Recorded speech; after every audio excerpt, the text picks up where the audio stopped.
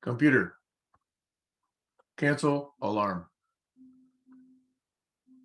7:59 a.m. alarm stopped on upstairs office white dot.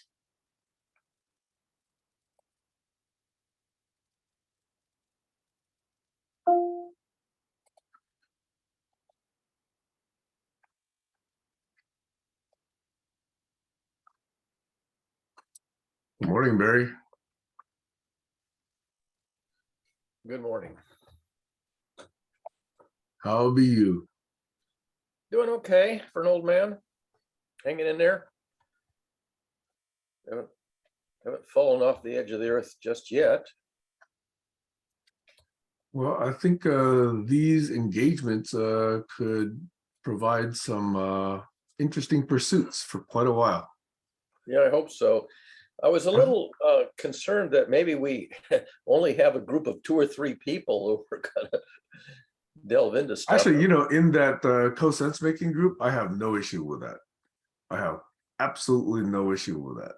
Yeah, I mean, it's think, fine if there's like 1 or 2 people who care, but really care. That's good enough. I'd rather have people who care than an audience who's sort of, dozing off. Right. Not really interested. Right. And I really am interested. I'm very curious to take various aspects of daily life, all the stuff that we hear and just let pass by and really say, does this really make sense? What is the underpinning of this? Am I really supposed to believe this? Why is this so commonly accepted without question? All those kind of questions. Yeah, absolutely. I like to paraphrase Socrates, who famously said, the unexamined life is not worth living. I would put it, the unexamined belief is not worth adopting.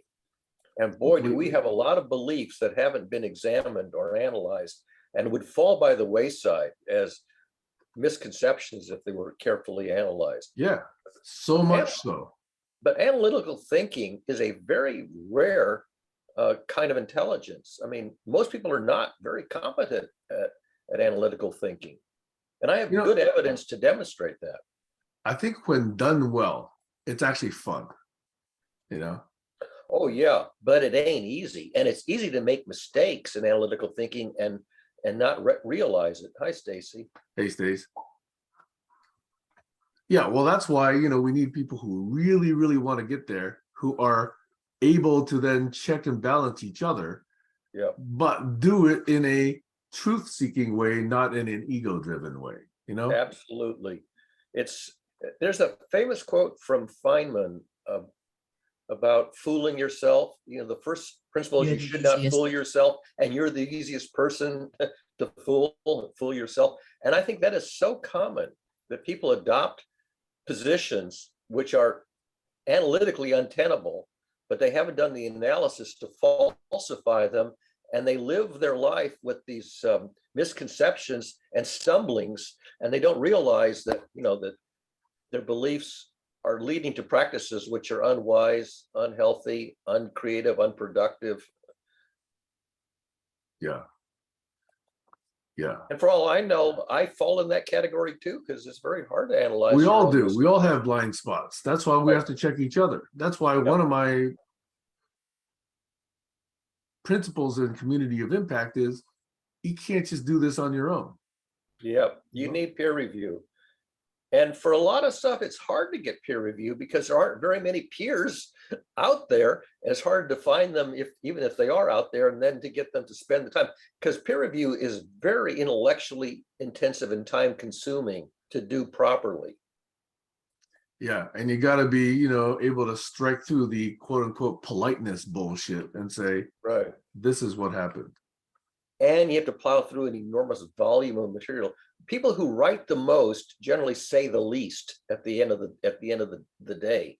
There's so-called wall of text. I've come across a few people on the internet who can post these what's called a wall of text, and it's very high in entropy and very verbose and very low in analytical rigor.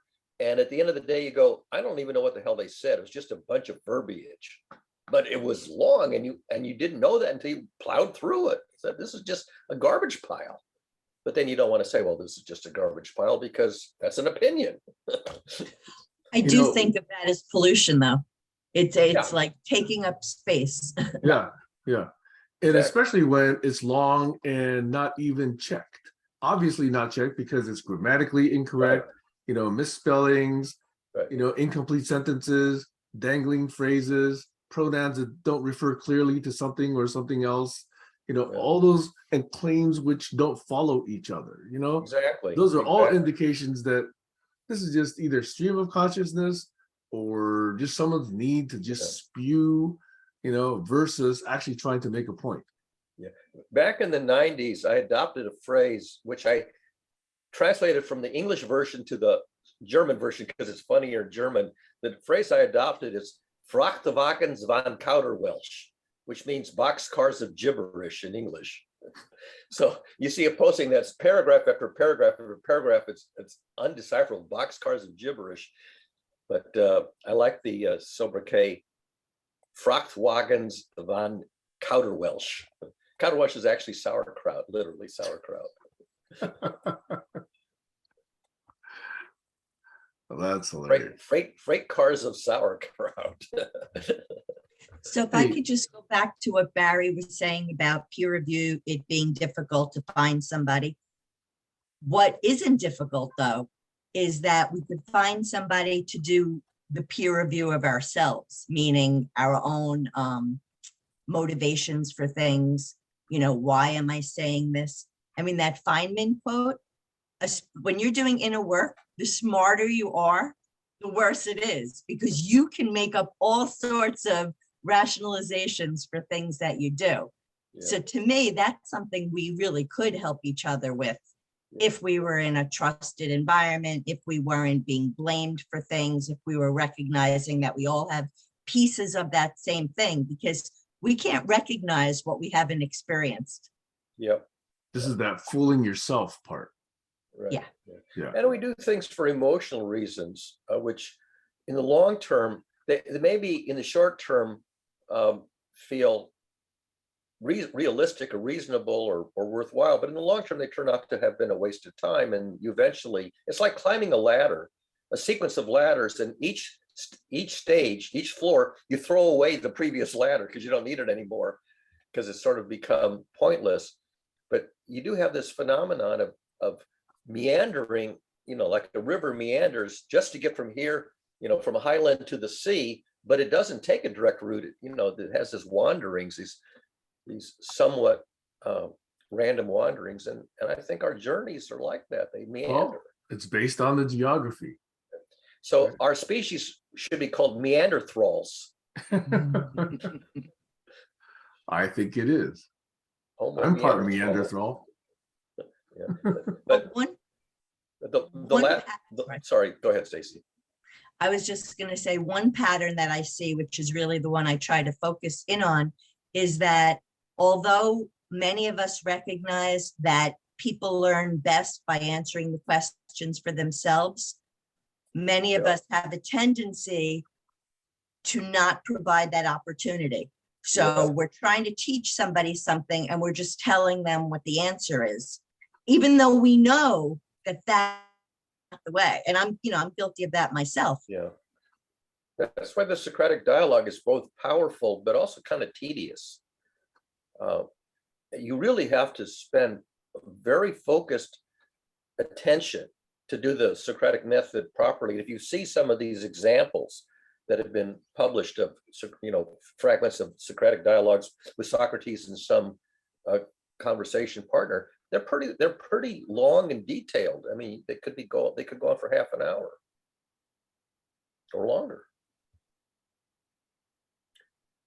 But I think they do work. I think if you attend to them, you gain some insight. But it ain't an easy mountain to climb. So may I slightly change the topic a little bit? Yeah, please. I want to go back to something you referenced, Barry, and I want to ask Stacy. Stacy, Barry says that there was a post that was Video made and then removed. Yeah. And I don't think I saw it. Do you know what Barry's talking about? I think so. I think so. I didn't read the whole thing. Yeah, it was the one that was requesting that other posts be removed. Yes. And Yeah, then briefly, I think I saw something that I'm guessing referred to that one, saying that it had been published too early before it had been edited. Is this what we're exactly. talking about? Yeah.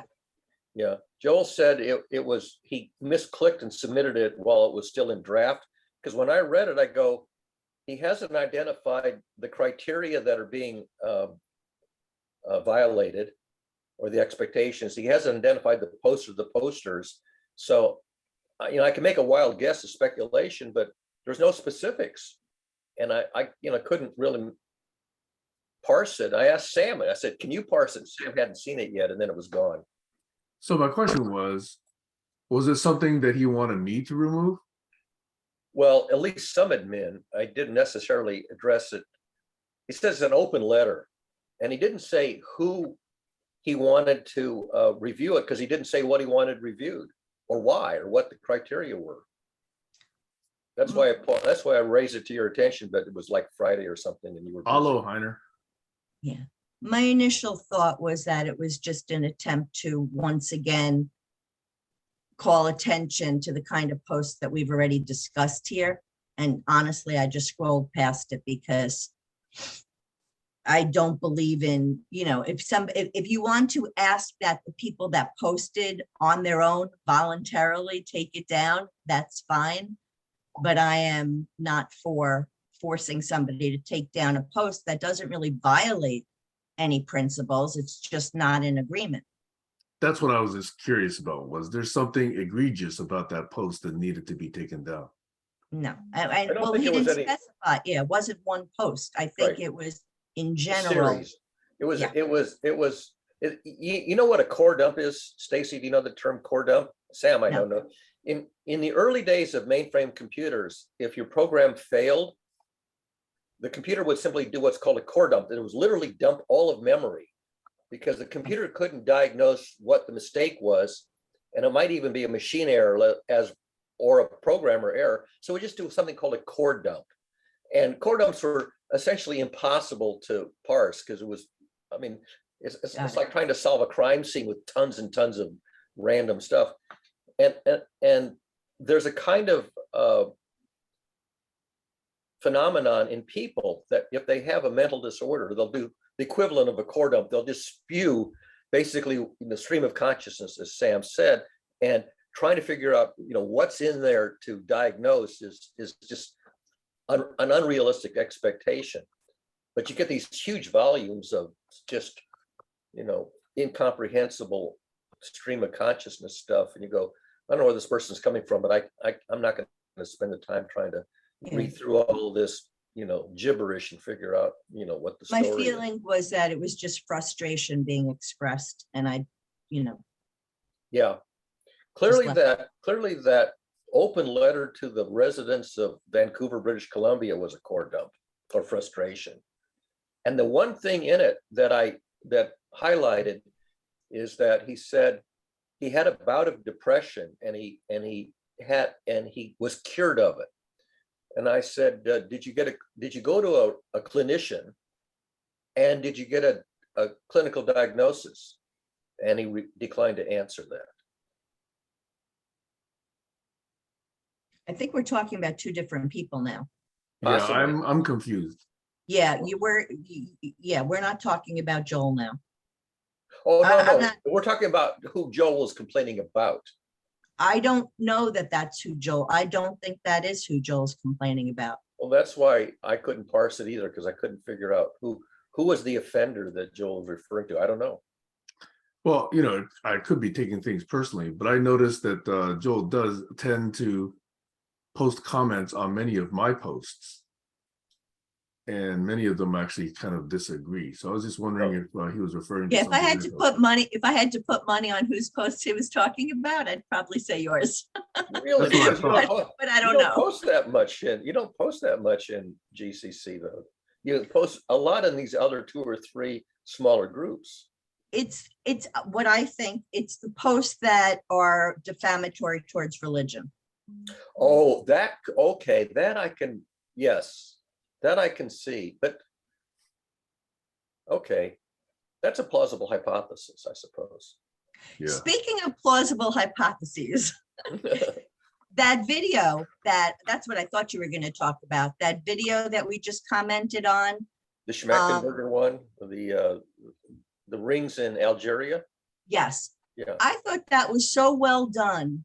Yeah. And I'll let you describe what it was, but it was a nice exercise Yes. in Fabulous. working through multiple hypotheses and not jumping to conclusions. And, coming from a beginner's mind, it was enjoyable for me. If I Yeah. were a student watching that in high school, Yeah. I would have really enjoyed taking the steps and slowing down. And even for me, the very first 3 or 4 minutes or whatever, I caught myself immediately. It turned out to be yes. Yeah. In the end, it turned out to be yes, but it made me take a step back. And then I thought, oh, maybe it's not going to be what I thought. Yeah. To explain, because I'm pretty sure Sam hasn't seen it, Daniel Schmachtenberger posted a video of a, oh, hello. He posted a video of an odyssey to solve an arcane mystery. Heiner, wer ist deine Freundin?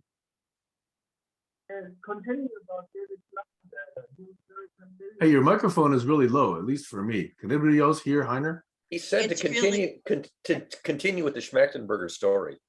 Oh, Yes, and Okay, it's slow. So I'll continue with that, and then we can have an Work introduction. on his to- mic.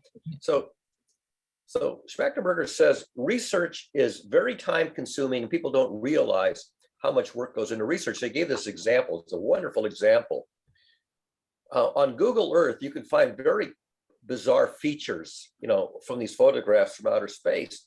And one of the bizarre features that was discovered was in the deserts in Algeria, where no one lives, are these regularly spaced circular markings in a straight line and all identical. And the question is, what the hell are these things? So this one guy decided to do the research to try to figure it out. And he began by forming hypotheses and then asking experts who would know about those hypotheses to comment on whether or not they could be right. So the first one was, these were markings from geological exploration, seismic exploration of either water or oil, because one of the ways that you look for water or oil is you make sort of some noise over here and look for the echoes over there. And if you get the right echoes, you can deduce that there's either a layer of water. So that was the first hypothesis. And then there was another person said, these look like burial mounds, classical burial mounds from, past ages. And he went through a sequence, I think, of 4 different plausible hypotheses, and then went to the experts who know about these hypotheses, and each one of them was debunked. Every one was debunked.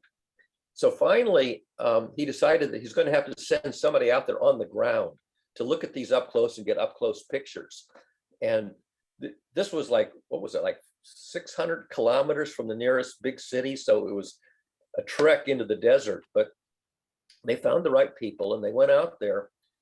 And the 2 things that they found when they found these circular markings is, one, they found that there were very thin metal wires coming out of them, which was unexpected.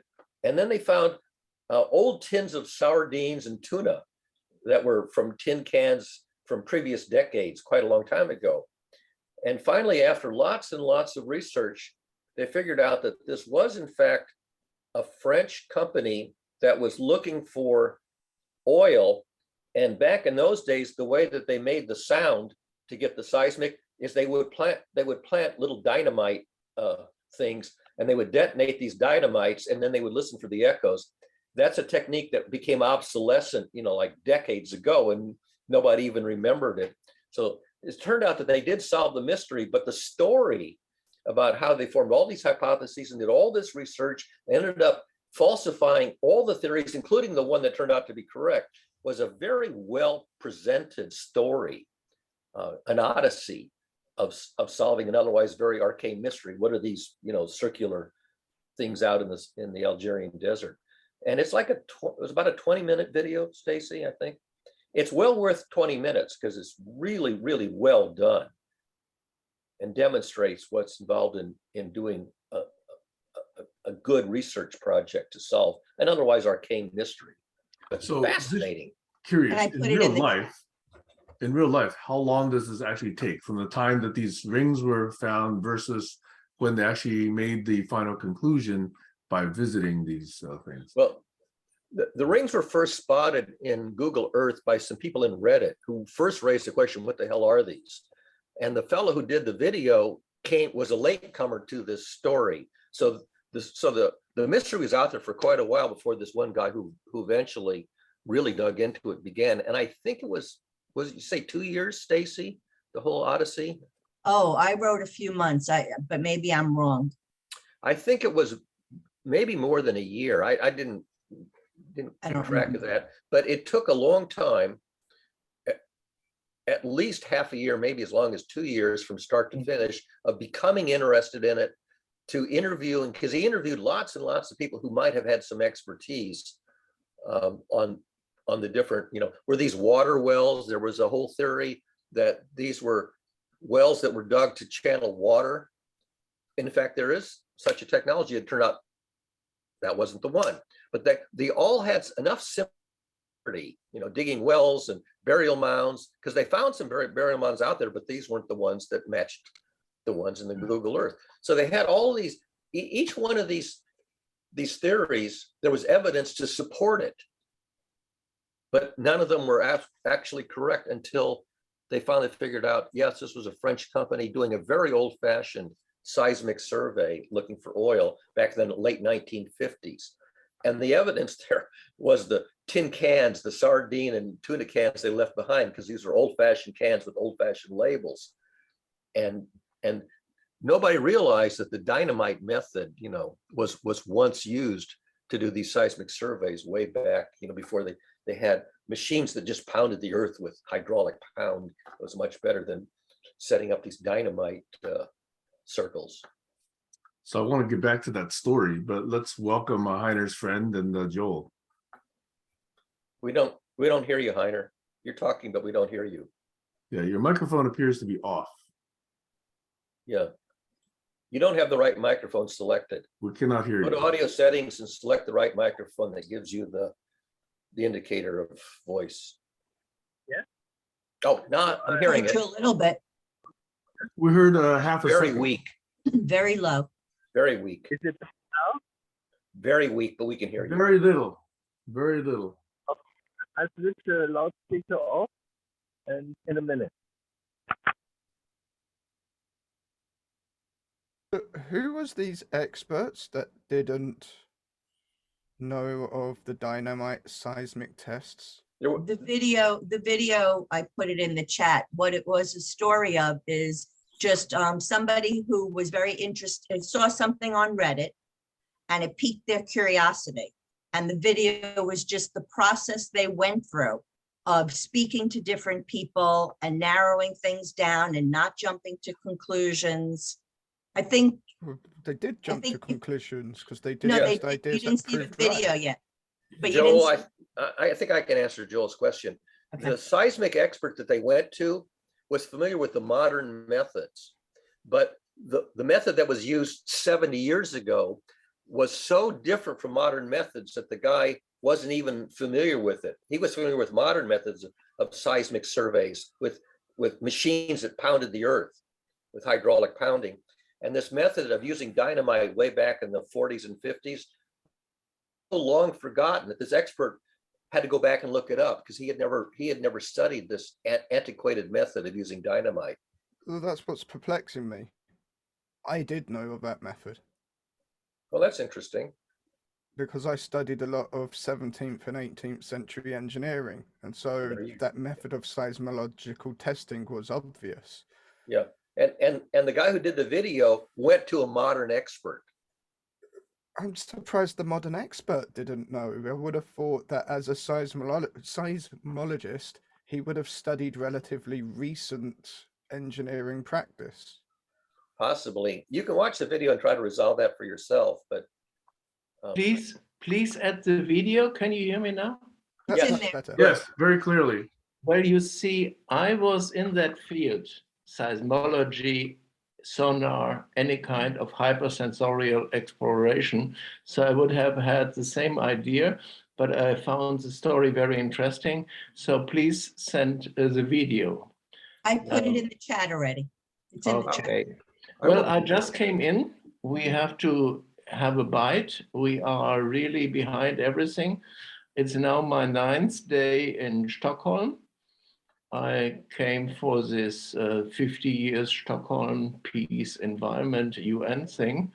And I'm here with an old friend. Her name is Elizabeth. And we just had a little walk and a little shopping and talking. And I'm very late in many things as I fly out tomorrow and have to write some reports.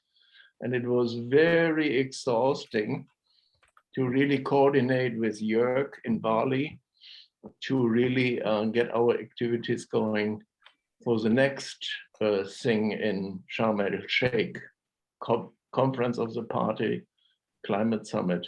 So Elizabeth is a globetrotter like me. She has been around the globe, around museums. I think she knows the Nobel Library here in Stockholm. And I met her first 25 or whatever years ago in Berlin. And we have friends. And she just came to visit me. I'm here in an Airbnb and have to also do the dishes and we do the cooking. But Elizabeth, you want to say something, who you are? Well, I don't know what to say, but we are old friends from long time ago. So it's And great. your field? What is your field? I have no particular field. So she's like me. So is Elizabeth, where is I- home? I studied languages and well, Anthropology yes, a little bit ethnography in Swedish and arts and sciences in the Yes. world. right, yeah. I've got an interesting question for you. Have you studied any of the languages that use synesthetic perception? So like Sanskrit and a few of the other languages all related to that language line. The characters and a few of the words were derived by people who had synesthesia. And so the practice that is used in Western culture to use abstract meaning doesn't quite work out the same. So to those people, the words had the meaning because the image they perceived through the synesthetic perception was directly related to the meaning they gave the word. Mm. You want to No, answer? I have not studied Indian language. I have studied German and Russian, and a little bit of French and English, of course. But Joel, this is my field. It's hyperspectral and synesthetic Yes. in many languages and cultures and writing systems and expression systems. But I just wanted to have a look of who is in the room because I only had a little bite this morning. That's long ago. So I just wanted to introduce Elizabeth, what I'm doing here, besides my other issues. And maybe one day she will also go to Zoom. So we are really here in an embryonic phase of video conferencing. So this was our part. Who is next? So Elizabeth, is Stockholm your home? Yes. Do you know Nora Bateson? Because I think she lives in Stockholm. We are both friends with Nora. Ah, yeah. She's fabulous.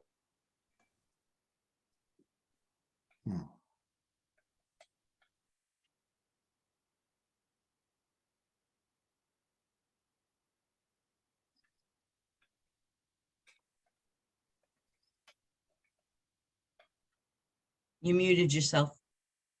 And Heiner, muted. what is the subject Okay, of we this? are hearing you. We are hearing you, but we first have to get a bite.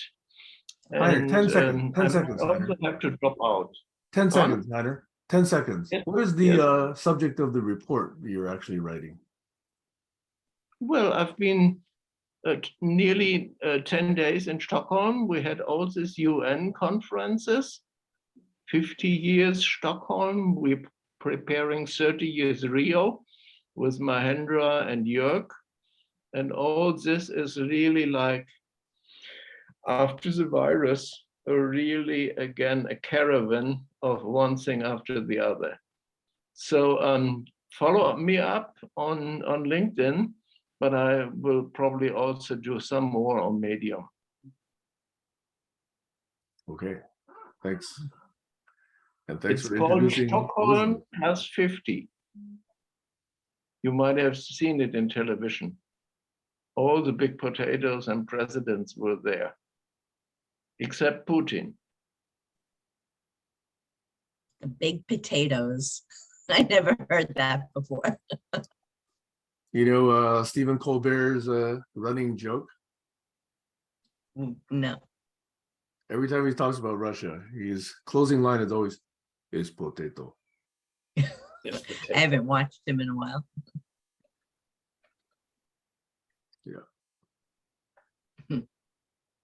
Okay. Shall we move on to another topic? Sure. I was curious, you mentioned, and now that Joel is here, can I ask about the post that was posted and then removed? I didn't actually see it, so Barry referenced it. That's Joel? to you, Joel. Joel, Oh, He's asking about the post. the guy, the one I guy accidentally sent and didn't realize I was still drafting it. And then I woke up this morning to find comments on it. I was typing it out. And with Facebook, I type out a lot of messages and then they suddenly disappear and I've lost the whole message. So I thought that had happened, not realizing that I'd accidentally sent the message. But basically it was to point out the fact that there are still discriminatory posts being posted on the forum and that it should stop, as I've asked multiple times. Are you referring to my posts or some other posts? Yes. Are you referring to the posts against religion? Yes, the ones that showed a lack of knowledge, a lack of awareness, a lack of knowledge that's been tried to be shown, and that the places where the evidence and knowledge can be obtained from. It's just round in circles. What's the point in me trying to, as you asked last time we spoke, to teach you these things if you're just going to keep doing the same behaviors? If you're going to keep alienating the people that we are trying to collaborate with? I'm still just trying to learn. So I'm exposing all of my mistakes and all of my misconceptions. Is that not an honest way to engage? But would you accept anyone else being discriminatory in any way you consider wrong? Absolutely. I would consider it their right to do so. I've seen your posts. That's not true. Because How do you know you it's attack not religion true? for that very thing. You attack religion for being discriminatory whilst being discriminatory. No, I actually think that there's a clear difference. And we discussed it last week or the week before, whichever.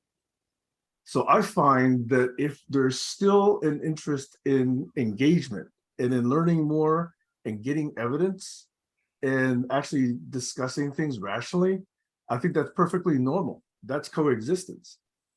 If there isn't, if there's just this is truth and you must accept it, and oh, by the way, this is where it is, go find it, then that's not really engagement to me. Yes, it is. You say something that's incorrect. Somebody knows that it's incorrect because they have awareness of the knowledge. They then tell Okay, you you where know that that it's knowledge incorrect. is. Are you saying that can- everybody knows that it's incorrect? Not everybody has to know. One person can know and go, this is the place you can go and get the knowledge. They don't Okay. have to put it in your hand. The bare minimum they have to do in any way is go, it's here. Okay. That's it. I'll follow those trails. I will. Not maybe right away, but I will. The post's still going to go. you keep saying that you're being rational, yet to be rational, you require knowledge, because rationalization is something done based upon knowledge and awareness. So you're not being knowledgeable, you're pushing an ideology that never had substantiated evidence. I'm not using your Because of knowledge, perhaps. because I an agree with that. authority figure said words that agreed with the way people about those things. They were never correct. They were never evidential. Yet they're still said round in circles by people, even with people going, that's not the idea. That's not the correct idea. Why are you still using the correct idea to judge something from? So you're using your word to criticize what I post. And if we reflexively flip it around, and if I do the same thing, would you accept that? Provide the place for the knowledge. I do. I post a lot of stuff based on science and based on rational thought. It's not rational to be lacking knowledge and awareness and to think agreeing. Yes, according to you, it's not. Ideological. According to you, it's not. Rationality is based upon knowledge and awareness. You can't be rational without knowledge and awareness. If someone is telling you you're lacking knowledge, you are not being rational with that knowledge. That is physics. Do you understand that is your opinion? It's not an opinion. How Physics is it is not an beyond opinion? opinion. How is it not an opinion? Because the physics of knowledge is processes going on in a So brain. define the physics of knowledge then.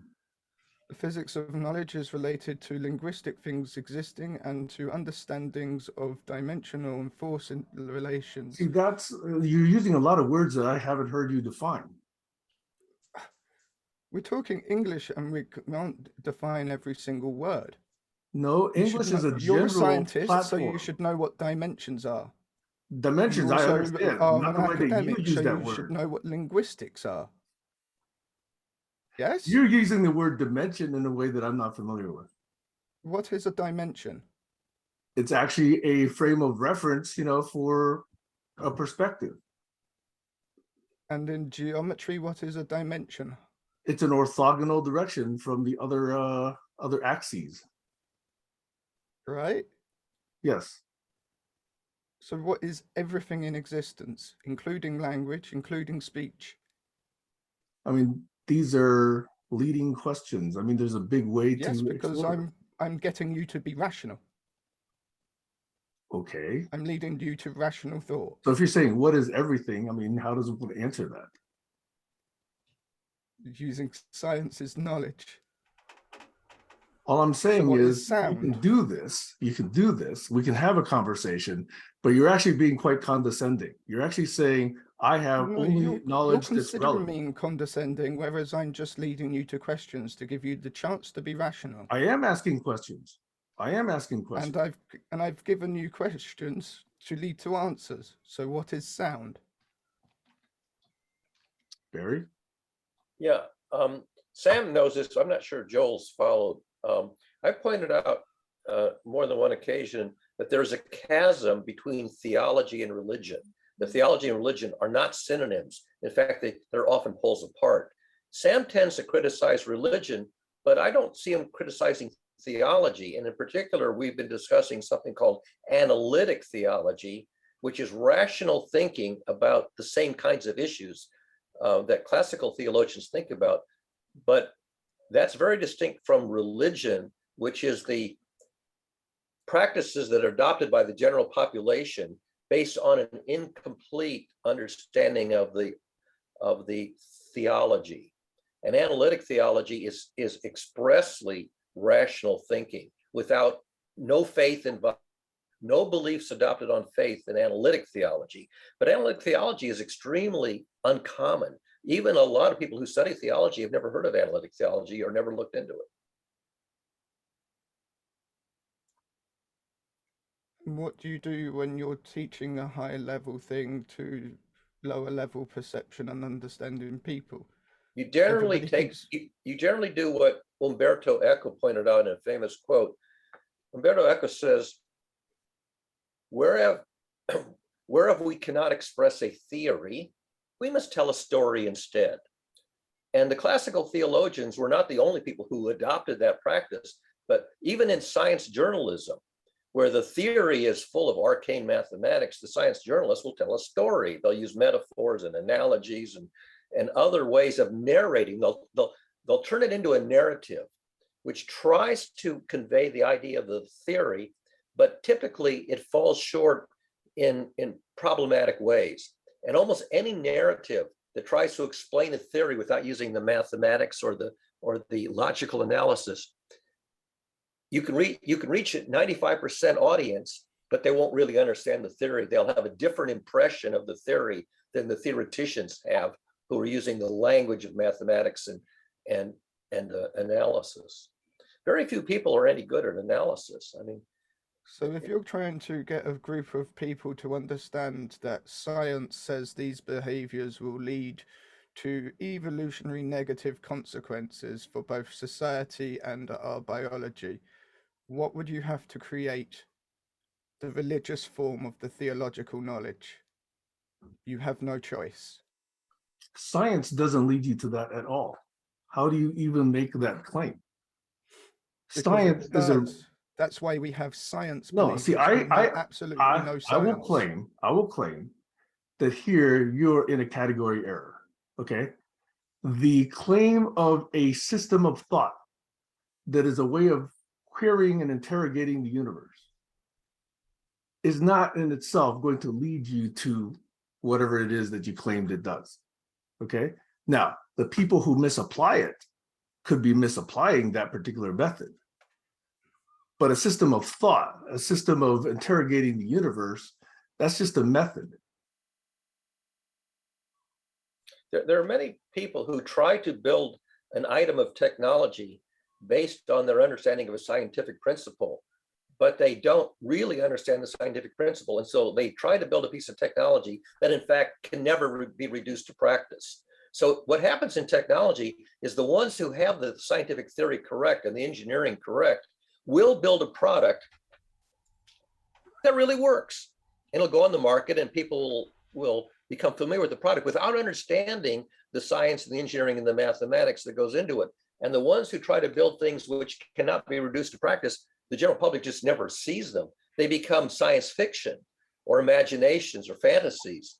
And a lot of stuff that's fantasy does not get converted into reality. A few things do. So some of the things that some science fiction writers imagined decades or centuries ago did come to pass centuries or decades later because their ideas were not infeasible or violated any fundamental laws of nature. But you have this phenomenon that people try to build, perpetual motion machines and all that kind of nonsense. And you can still see, you go on the internet or on YouTube, you can see lots of people trying to demonstrate things which can in fact not be reduced to practice because their understanding of the science is incorrect or their claims about what the science says is incorrect. May I add one more point? Please. I think you can correctly say that maybe there's a non-application of systemic thinking. You could correctly claim that, in my opinion. You could also claim you're not actually doing proper extrapolation based on phenomena that you do see and that you do understand. But that's not science leading you into any of this, malpractice. I think that's an interesting claim. Yeah. People make a lot of interesting claims surrounding science, which isn't actually science. They're just abstracted, supposedly rational statements that pander to an emotional, ideological perspective. Yeah, wishful thinking. And then they're agreed upon en masse and repeated endlessly, which is a lot of the memes you post. There's no shortage of wishful thinking. No understanding of the thing they're judging, just agreed upon statements that are attacking other people for doing the same thing that is being done. I will admit to being shallow. That's fine. But is that grounds for removing? You're more than welcome to continue posting these memes on your personal page. That's your, as you say, your right. But I've asked it be stopped in GCC specifically for the reason that this is meant to be a collaborative place to bring in people of different ideas. And that behavior is contrary to that. Go ahead, Sam, go first. That might be true if we had an agreement on that. but there hasn't been an agreement on that. So we each do what we want to do. And that's been, something I've hoped that we could actually reach is some set of agreements. But in absence of that, well, all I'm trying to do is pursue that which I believe to be rational and true, just as you do. And I'm not advocating for you to take your posts down. So I'm just thinking, hey, why do you feel you have to impose your values on others when you're actually trying to say, hey, let's be collaborative? I believe I've shared very few memes. Yeah, but you comment a lot. You comment and criticize a lot. Yes, for this same very thing. And it's all fine, right? I welcome that. But you don't seem to welcome it. Because this is meant to be somewhere for collaboration, and its behaviors according to go you. against it. Yes. Global Challenges Community? Yeah, we're trying to find out what that means. We've been looking for an agreement on these terms and definitions, and for years, we've still been going round and round.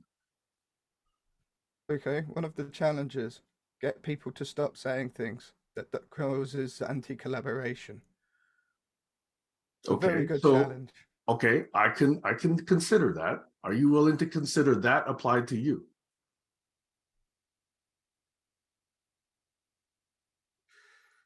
You could have said a while ago that I was being condescending, whereas that wasn't condescending. You just assumed it was. No, these are all just words. Don't get wrapped in have words. Defined meanings. Yes, they do, but they also have additional nuances in context. So endlessly, what we're really going to do is go around semantics, rather than stick to the more generalized understanding of what these words mean. Sticking to generalized understandings is an assumption that you could make, and I would say probably in some cases ill-advisedly. We're just going to endlessly go around in circles then. Yep, I think that's a good prediction. I think that's a valid prediction. Right. But Whereas going around in circles and not ascending out of the spiral, but maybe if you make those assumptions, now what I've been trying to do is say, let's clarify that when we each individually use certain terms, we could individually be bringing different implications and nuances and meanings to that. That's one thing I've been actually trying to propose. That is recognized by a few, but not all. Stacy's got her hand up. Trying to think where to start. I mean, for me, the most difficult people to collaborate are the ones that think that I have to think exactly like them. Exactly. And that goes for even people that I might agree with, but when they have that attitude, that's an issue for me. And for my limited knowledge of religions or whatever you want to call it, I always get the message that the answer is to go within. So if I can't be comfortable because of my surroundings, of the people I'm working with, that's on me first. So I just wanted to say that, because this going back and forth is not really looking at what the problem is, so, and I've been in the place where I've looked to what's wrong and why don't they see this, and all those things, and I recognize what that feels like, but I think that's something we have to resist the urge to do, and instead look at the part that we're meant to learn, because there's something in it for us in every situation. It's not just all about, we're here to teach other people. They're here to teach us something as well. Right, Sam. Barry, you go first. Okay. Imagine you have two parties who have polar opposite positions. Each one says that their position makes sense, the other guy's position is baloney, and they agree to engage in a public debate, each one presenting their side and criticizing the other. When two people who have dissimilar perspectives participate in a public debate, is that a collaboration? Is a public debate a collaboration? It can be. I think so. See, that's the interesting thing. A lot of our entertainment involves a protagonist and an antagonist. And actors who play the role of the protagonist and the antagonist are collaborating to put on a drama. Well, in real life, people who are protagonists and antagonists, not just actors, but actually that's who they are, they also put on a drama, and it draws an audience. People love to observe competition. And so when people are fighting, in a sense, that's a collaboration at the next level from the perspective of the audience. That's a collaboration. So are they collaborating or not? It really depends on from which frame of reference, from the perspective of the antagonist or from the perspective of the people in the lawn chairs with the popcorn and the lemonade in the audience. So to say collaboration is really it's what frame of reference. I happen not to like debates. I don't think debates really are very good educational vehicles, but a lot of people find them entertaining nonetheless. To add to Barry's point, in the case of, online, if we could use complete sentences and make the points so that the people watching can judge and evaluate, that would be a great start. Instead of, speaking in innuendos or, abstracts, then it's not useful. But I often let conversations go on even on my page, which sometimes it's really annoying and people wonder why I don't block somebody. But I would rather the thinking processes rise to the surface, and who's ever reading it can make decisions for themselves. There's a great expression, I don't know who gets credit for it, come let us reason together. If I were to adopt Joel's perspective, if there's something that I take great exception to that's present in a discussion like GCC, would it make sense for me to make a similar complaint and a similar request or expectation that it be taken down? And I have very mixed feelings about that. Sometimes I would like stuff taken down simply because it's defamatory and harmful. Other times I think, well, no, this is not a bad way to argue out or discuss out or reason together on something. And so I'm not a big fan of taking stuff down, except if it's extreme. If it's really, really extreme, really harmful, really dangerous, yeah, then censor it. But I'm not a big fan of censoring just on, I personally object to it, because plenty of people personally object to me. And I go, what the hell's your objection? I'm just doing science. Oh, but when you do science, it makes other people feel bad. Well, it may be true. But, is that a sufficient reason not to do science or rational analysis? To deconstruct a line of reasoning and show that it's false, does that humiliate the person who proposed it? Well, maybe for some people. But if you're a scientist, you welcome that. If you're a politician, you don't. Exactly. Not only that, the history says, okay, if I was wrong in the past and I've actually learned now, isn't that forward progress? It's being honest. Yeah. So in the future, I hope to be more enlightened. I hope to then show more understanding of the truth and the knowledge and the wisdom that Joel has. But at the moment, I don't. So I'm asking questions. And so that trail of where I used to think, what I think now, etc., that's a reasonable trail. That's an honest trail. Gregory Bateson actually took a look at this phenomenon, and he coined a term, and you've probably heard of it, schismogenesis. Schismogenesis is when you have people who are poles apart and they can't reason together and resolve it. And so they simply go their separate ways and they form separate cults. And one of the things that may be happening in GCC is that people are departing, going there, just saying, I've had enough of this. I'm not learning anything here. This is just people, yelling at each other. And so some people stay in the fight game longer than others because they're enjoying the fight. Other people say, this isn't my cup of tea.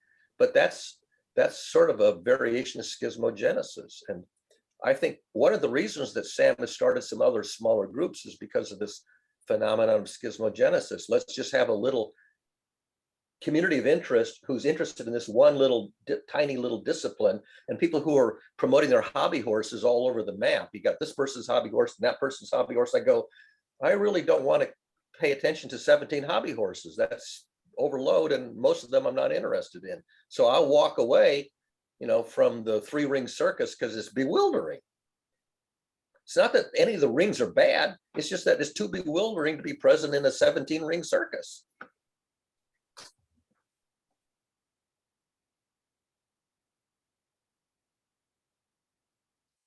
May I add one note?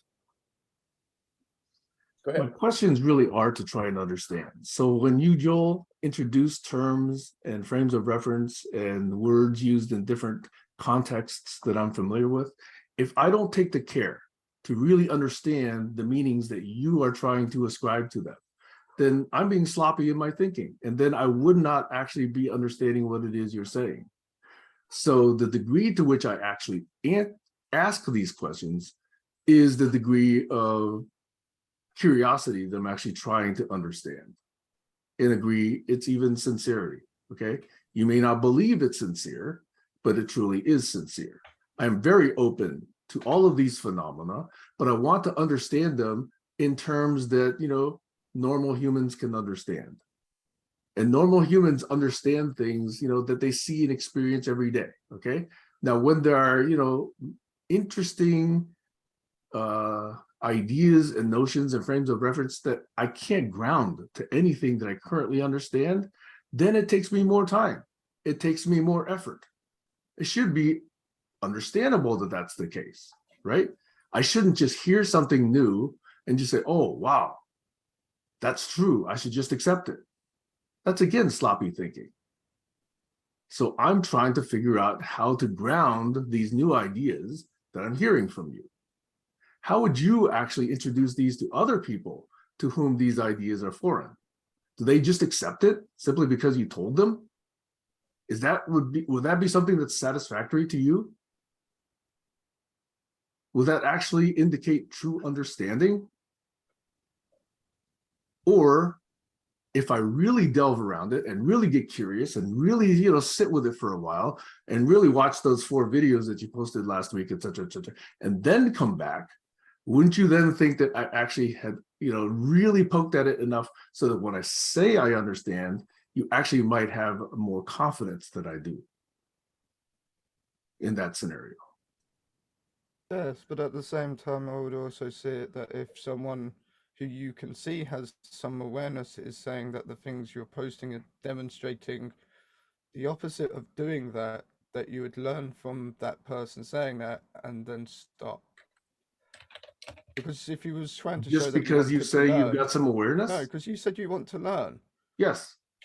but what you're doing goes against that because you're just reinforcing Because you beliefs. say so. That's the only authority I see. Says so. Right? That's the authority I see, is because you say so. No, I often point to the science. It's not me saying so. Go learn these things from science. Go learn these things from these scriptures and these people who are better at it than me at describing it. I'm merely acting as an arrow. I'm not always that great at explaining myself. I don't even understand when people don't understand words like dimension when they're scientifically educated. Scientifically educated people should be taking into account the meaning of dimension according to mathematics, which is related to height, length, and width. Because height, length, and width is based upon dimensional length, we then have to take into account the fact that sound waves are traveling through air and light waves are traveling through another medium, which means their dimension of interaction isn't on the same level. Different mediums, different dimensionality. So you're introducing terms that I have trouble mapping. Barry had his hand up. If you could jump in. Maybe a decade ago, I posted a 3-sentence post both in Google Plus and Facebook. I'll just read it. I also put it in chat. This is from 2013. There is a convincing narrative for every belief and a convicting narrative for every infidel. Conclusion. The method of adversarial narratives is not a reliable method for arriving at the ground truth. Suggested alternative, look into the methods of system science. Yes. So that, that was an insight that I posted at least a decade ago. And one of the things that I find tedious and boring is this phenomenon on the antisocial networks of this method of adversarial narratives. It's not a reliable method for arriving at the ground truth. It just fills up our social space with noise, pollution, or talk. What did you call it, Stacy? Pollution, I think you called it. Pollution. Yeah. If I could just clear one thing up, though, Sam, correct me if I'm wrong, but Joel, I think when Sam is questioning you on a word, it's not that he doesn't have his own definition of dimension or whatever that word is, but he's trying to confirm that you both are using the same definition, because that's how lots of misunderstandings happen. People are using a word that very clearly it's going to give that definition in the dictionary, but there's going to be more than one definition there. Right. And I'll give you an example. The way you just described sound waves and light waves is interacting in different dimensions. I'm not understanding that right now. Are you referring to the Fourier transforms? Are you referring to some other dimension other than the 3 or 4 that we're talking about? That's where I don't understand your use of the word dimension. My impression when Joel talks about geometry, he's in a Hilbert space where every dimension has the same metric, distance. Whereas in Minkowski's space, one of the dimensions is time, doesn't have the same metric as space. And in general mathematics, if you have multiple dimensions, they typically have different metrics if they have metrics at all. Some of them don't even have metrics. Time is a distance. Sorry? Time is a distance. In some theories, yes. A sound wave has a single length sound wave has a different length of time to a single length light wave. But it's still a frequency or a wavelength measured in the same dimensions that we live in. But they're fractal relationships. How is it fractal? Happening within a different medium to what sound is. Sound How is is it happening fractal? on the atomic level. How is it fractal? Because it's different levels. You're going from an atomic level to subatomic levels. That's not fractal. Fractal are identical structures that occur, in recurring scales. According to dimension of interaction, like the Mandelbrot set, which Yeah. can be done in lots of dimensions. Still, that's different than saying, atomic scale is different from, let's say, sound scales. That's not my understanding of a fractal relationship. Is it really, Barry? I'm wondering. I could be wrong here. I would have to think about that. I mean, the notion that dimensions are somehow interchangeable, the mathematics basically gives you the relationship between one dimension and another, even if they have different metrics. And one of the things that we do in mathematical sciences is introduce a metric for one dimension and a metric for a different dimension, and somehow show a relationship that says you can convert one dimension into the other through this relationship, but the relationships don't have to be one-to-one. Right. Let's give a couple other examples. If you actually take the 3 or 4 that we're talking about, we could also introduce another potential dimension, which is temperature. You could introduce another one, which is potentially color. You can introduce another one, which is potentially pressure, okay? Those could be considered orthogonal dimensions. But I don't see how frequency, which is measured in actual, distances that we understand in 3D, that doesn't appear to me to be a different dimension. Where do you think the frequency is coming from? The variance in density of energy wave formats.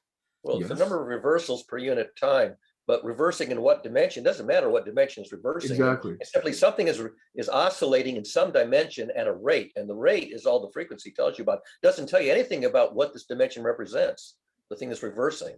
Right. I mean, if I have a blinking neon sign, the other dimension is the brightness of the light or the color of the light in the neon sign. So acoustic waves still travel in the 3 or 4 dimensions that we're talking about here. Yeah. So dimensions can be pretty abstract. They don't have to be anything real. They can be, I mean, some parameter in a mathematical model can just be an invented parameter. It doesn't have to be anything physical. Certainly in quantum mechanics, you know, expectations where you're going to find something. I mean, that's a prediction. That's a belief where your belief is spread out, you know, over a distribution of possible outcomes. So, Right. You know. Right. So I'm looking for ways to ground my understanding of these new ideas in frames of reference and terms that I already do understand. That's all I'm trying to do. And if you say, well, that's just being in the existing frame of mind, you're not expanding your mind enough. Okay, show me how to do it differently. But it's got to be based on, you know, terms that I understand. You can't tell a 5-year-old to understand something by just forgetting everything they already know and understanding quantum physics. They're not going to have a basis for it.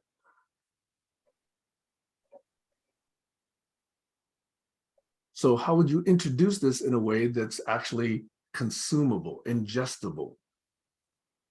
I would feel I was doing what Barry was saying earlier and bastardizing it to the point of taking it away from the understanding. How so? Because I don't even know how to describe a different way. If you can't say that an electron is vibrating within an atom, that's not the sound. But if you vibrate an atom and all the atoms around it, that's sound. Well, that's exactly the same with light. Light is a No, it's vibration of a frequency, media, it's wavelength, it's phenomena, but it's which not is sound. vibration and density variance in a media. I'm saying light is one dimension of vibration and frequency, and sound is another dimension of vibration and frequency. Okay, so And let's the say we density accept that. variance is, huh? What is the implication? What is the conclusion you draw from that I am still struggling to understand? In what sense? In other words, you seem to think that understanding these things as different dimensions gives you some insight that I'm still struggling to understand. What is that insight that you get from posing those as different dimensions?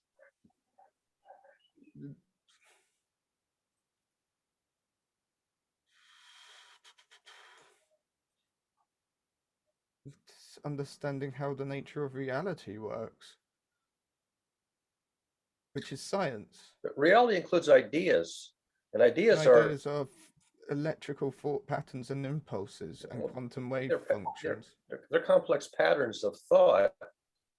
But Which all I mean, here's the very issue. I have a pattern of thought in my head, and so does Stacy, and so does Sam, and so does Joel.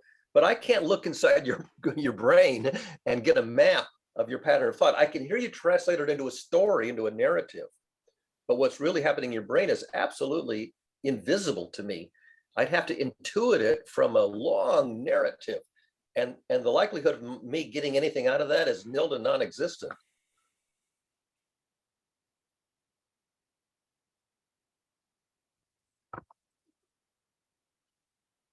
So I'm just doing an A-B scenario here. Let's take A as, okay, Barry and I perhaps, understand E&M, we understand what we learned through physics and mathematics and, cosmology, etc. So we have some understanding of atoms and molecules and vibrations and etc. B is you've got a different way of expressing it with alternate, additional dimensions. I'm just trying to say A predicts and describes certain phenomena.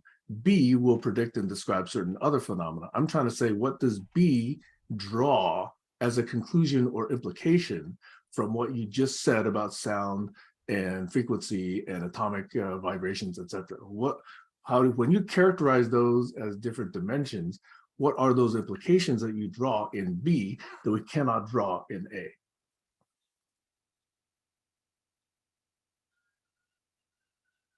As far as I'm aware, quantum field theory does describe those things as different dimensions. How so? That's how the mathematics is equated and how it's drawn and described in geometry. Maybe I need to study that some more. Is that the case? I'll do some more. I'm confused. What dimensions are they, though? What dimensions are they? I don't know the names of them all. Well, it's technically more than that. take quantum mechanics, one of the dimensions of quanta is a phenomenon called spin. And particles can have something called spin 1/2. It actually has a metric, although it's discrete. And for the longest time color ago, too. what the hell does the dimension and the metric spin value of 1/2? What the hell does that mean? And I spent decades, trying to come up with a mental model that could make sense of that other than simply something you'd write down on paper and ascribe to thing. And I finally came up with one thing that Joel might appreciate, but I have no idea if it's right. What you have in electron is the direction in space of the magnetic moment. Magnetic moment points some direction in space. Now you could assume perhaps that the direction in space is fixed, like a spinning top that's not precessing. It's just spinning around an axis, and that axis never changes direction. But we know that tops precess, okay? And they can not only precess, but they can also nutate. That is, the angle that they depart can also in the other direction. So now I'm trying to think, what the hell is spin 1/2? And I come up with this idea that you have two spin 1/2 particles, but one is spin up, one is spin down, and their direction in which they are pointing their magnetic moment is kind of like a figure 8 in 3 dimensions, but mirror images of each other. And if you follow this kind of band leader motion, you'll notice that for every cycle of up, down, or left, right, or front to back, one of them is at the rate of 1/2 of the others. That is, the figure 8 has, I go 2 times in one dimension while I go 1 time back and forth in the other. And so I'm thinking maybe that's what they mean by spin 1/2, that if you look at that the precession and the nutation are in a ratio of 1 to 2, geometrically, Joel, that you can do that. You can actually geometrically make a spinning top that's that's tippy top, that's flipping upside down, reversing at one rate while it's precessing at the other rate. So you have your nutation and your precession in a ratio of 1 to 2, and the whole thing is not pointing in one fixed direction, but in some kind of a 3-dimensional figure 8. And I go, is that spin 1/2? Now, maybe the geometry is fabulous, is correct. And maybe it's just total bullshit. That's not what spin 1/2 means at all. I don't know. But that took me decades to even come up with a mental model that even potentially decoded the meaning of spin 1/2 or minus 1/2. I think it fits the evidence of the experiments, but I don't know how to demonstrate that because I can't do the experiments to. Go ahead, Sam. May I actually express an appreciation for this conversation to you, Joel? To me, GCC is about learning how to get through misunderstandings and disagreements in a civil way. So I am really trying to understand, and I'm trying to do it civilly. Okay, you may believe that I'm not doing it civilly in posts. Perhaps you have a point, okay? But I also believe that what I'm trying to do is stimulate these kinds of conversations so that we can actually learn and hopefully, practice and get better at civil disagreement, calm, rational disagreement towards clarifying up misunderstandings and hopefully getting some kind of mutual understanding. Now, that's not necessary, but it's a hoped for outcome. So that's why I thank you for this. In my mind, squelching by saying this post must be removed is an extreme form of that. Yeah. Now, you may say that my posts are already an extreme form of that. I'm willing to consider that. But in my mind, it is really trying to get through a lot of the, I'll say it, gobbledygook that I see that's out there. Undefined terms, frames of reference that are not, well posed, conclusions that are not well made, partial phrases that aren't, full claims. That's the sloppy expression that reveals sloppy thinking. And I'm really trying to get, that at least exposed I could and minimized. quickly add a slight tact onto that. It's not necessarily a demonstration of sloppy thinking, but an inability to express the thinking. They go together. They can have both. Yeah. Or one or the other. The sloppier the expression, or the more difficult it is to parse the narrative, the more likely that the theory itself is cocked up. But even if you have a good theory, the narrative can just be completely incomprehensible. Right. And if you do have a good theory, it should be possible to explain the elemental foundational ideas of it. Yeah. Higgs boson was a good example. They tried to figure out a narrative to explain what it meant. And the narratives in the science journalism on the Higgs boson is just baloney. I mean, it does a disservice to the theory. It's really hard to picture a Higgs boson in operation. Yeah. I don't think anybody's done it well. I don't even know. No, they haven't. The math is there, but the narrative just does a disservice to the math. And there isn't nobody's come up with a narrative that explains the Higgs boson to a person who can't do the math. And that's most of us. I can't do the math for that. Right. So Joel, I'm actually saying you're one of the few that has the courage to actually speak up. And I admire that. I really am leaning into it. But I also ask that these ideas that you have be expressed in ways that I can understand. That may be asking too much, but that's just where I'm going with this. Okay. On that, it's not always easy for me to do that. Which is completely okay. But let's continue with this, right? Having not interacted with academia in the normal way, and having not interacted with the world in the normal way, I don't actually know what normal is. And I keep finding out the normal is, I don't even know how to describe it, but completely far from what I thought it was. Like, so far from what I thought it was that I'm utterly perplexed at how the world can continue to work and sustain itself at times. You may not believe it, but I feel the same way. So here's just a quick sentence that's been posted that it's demonstrating of itself being hypocritical. Science is the father of knowledge, but opinion breeds ignorance. Well, that's an opinion, because science isn't the father of knowledge. It's an opinion that science is the father of knowledge. So that in itself is an opinion that's breeding ignorance. Are you saying I posted that? It doesn't matter who posted it. Actually, it kind of does.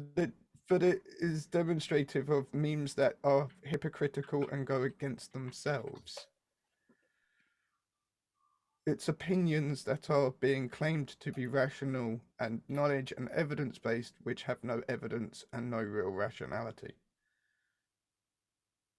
It's just statements that make people feel better and make them feel that they are the rational and right ones. But it's not true, in exactly the same way that the religious believers say things that pander to their way of feeling. And I do the quotation mark, but the two words together, the religious believers and science believers, they're terms I used as a sort of word equation to connect to a greater idea than just someone who understands and knows science and someone who understands and knows religion, to the science believers, religion believers. I just brought up from 2015 a very short post, half a dozen sentences. This is on Facebook, and I'll put a link to it. I'll put a CC to it. This is entitled "A Worthless Opinion About Opinions." I don't give a fuck about opinions. In my worthless opinion, opinions are doo-doo, utterly devoid of reliable scientific content or functional value. What I do give a fuck about is a popular antisocial practice which makes so many people blithely adopt, model, and reify such that others mindlessly imitate the same atrociously antisocial practice.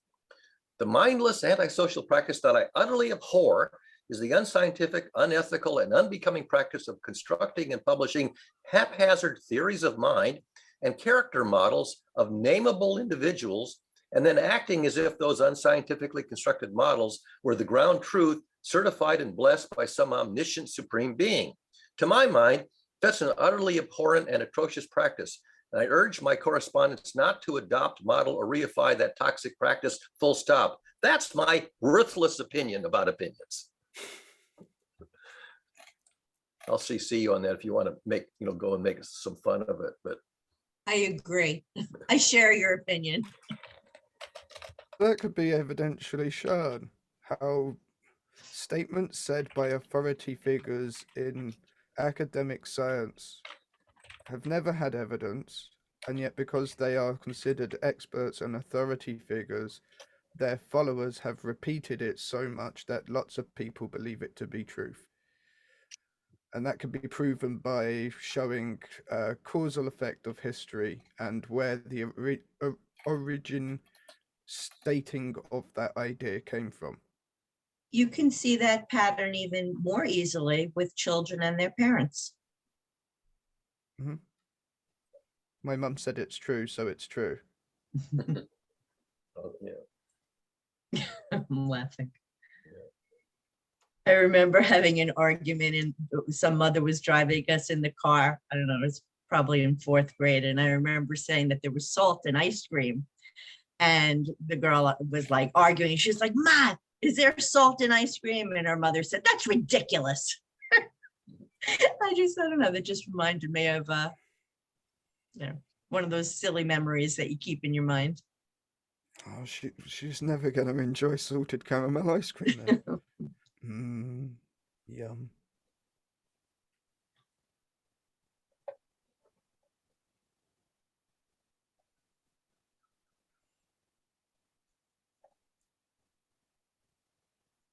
Just before we move away, I just do have a question. I wanted to know if Joel had any comments on Barry's half spin statements. This model of what does spin 1/2 mean geometrically? Is this dynamic spatial model anywhere close to revealing what the term spin 1/2 means, or is it just total fantasy fabrication? I'm not always au fait on the precise academic terms. I'm better at visualizing the geometries of interaction. So even when I study what has been said by academic science, I lose the terms quite often. And so I forget what it precisely means. But there is relationships where you would have the flow of energy going around in a toroidal shape with its progressions and different things changing. Yeah. So if you are talking on that thing, then yeah, that would make sense, because that is how the flows of energy are moving. When I was just going to say, I have no math knowledge, but when you say that, intuitively that made sense, and that's why I wanted to hear Joel's opinion, who does have more of an understanding. So you could also have, it could also relate to like the spin. You could have a similar relationship named that according to the spin of an atom, its precession, and that relative to that atom be experiencing different thermal waves or being in different densities, because the density changes the time progression, and the different density changes the size to the shape of the atom relative to the size it was at a different density or at a different thermal level. That kind of spin 1/2, what I can't even remember exactly what you said, the precession of spin 1/2 could be related to a number of those different relationships. I'll tell you where it comes from. Feynman mentioned when he was maybe a grad student at Cornell, in the cafeteria, they would spin plates in the air like a frisbee. And this fascinated Feynman, and he noticed that when you spin a plate in the air like a frisbee, it'll wobble. And he noticed that for every 2 rotations of the spin of the plate, physical spin, it would wobble once. So the wobble frequency was half the rotational spin rate. And so what I did is I sort of took the same idea, except that I did it in 3. So I added not just precession, but also nutation, which is the wobble.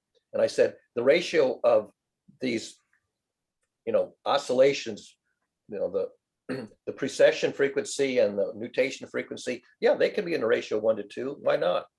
And that actually makes some kind of sense that maybe that's the correct model, or maybe it's mathematically equivalent model, if not the correct model, that you can use it to visualize. Because getting a geometric interpretation is extremely valuable. When I was at Bell Labs, and more than once, not just at Bell Labs, I would have a model in mind, and it's a mathematical model, but I couldn't articulate it to a way that anybody around me other than another mathematician could understand. But I had a tool available to me in those days. I could do computer animations. Now, it would take a month, literally a month, for me to do a computer animation, but I could mathematical model and give it to the computer, and then have the computer do an animation of this model, so you could see the dynamics in color on the screen. And when I did that, my manager says, now I understand. So being able to translate a pure mathematical model into a visible demonstration, either in sound or image, that varies in time, so you can either hear it or see it. And if you did that well, you could convey the idea. But narratives, no way would the narratives ever have sufficed. The narratives just didn't work. And of course, the mathematical expressions, they just look like, like a foreign language on the paper to anybody who couldn't visualize what the mathematics was saying. Especially when you get into pages of equations that are effectively one giant equation. Exactly. And nobody can parse that. And certainly, even if they can, the likelihood of parsing without error is nil and non-existent. It takes decades sometimes to prove a theorem, which everybody believes is true, but can't prove, and the proof turns out to be so voluminous that it takes a computer to check the proof to make sure there's no mistakes in it. So who was it that posted that our brains was working in 11 dimensions? Wasn't it you? Well, I may have posted a link to it, but was it today or yesterday or farther back in the past? I think maybe it was the last time we spoke. Yeah, the article's been, the last year or two that came out, which I thought was coincidental, because I believe, string theory also posits that there are 11 dimensions to the universe. Yeah, 11 dimensions is one of the more popular versions. But string theory, again, the mathematics is so far down the line that very few people can wrap their brain around the math. Here's a very interesting point on that. If each individual being is thinking in 11 dimensions, and each individual being is a different dimension in themselves, how many more dimensions is there just within the human race? 8 billion times 11. Well, Stacey's seen this. I wrote a character model for a storybook character, which is an approximation to a human being, just a simple storybook character. And it was called the onion layer, because she went from the innermost emotions to the outermost behaviors. And I think it was 11 dimensions or 11 layers to the onion, or something, 10 or 11 layers. And that's just for a basic, simplest possible comprehensive model of a storybook character. And by the way, if you choose your 2 or 3 or 4 or 5 storybook characters judiciously, you get a soap opera, because each one reacts to all the gestures and sayings of all the others, and you get kind of a multi-dimensional ping pong game that has continuity. That's the whole point of story. It can't just die. So there's a very nice geometric model, which is also an abstract model. And I love models, but I think I have a very small audience of people who find models that intriguing and fascinating. Everybody uses models. Well, except people who don't believe in them, which there are a few. They do, they just don't understand it. Yeah.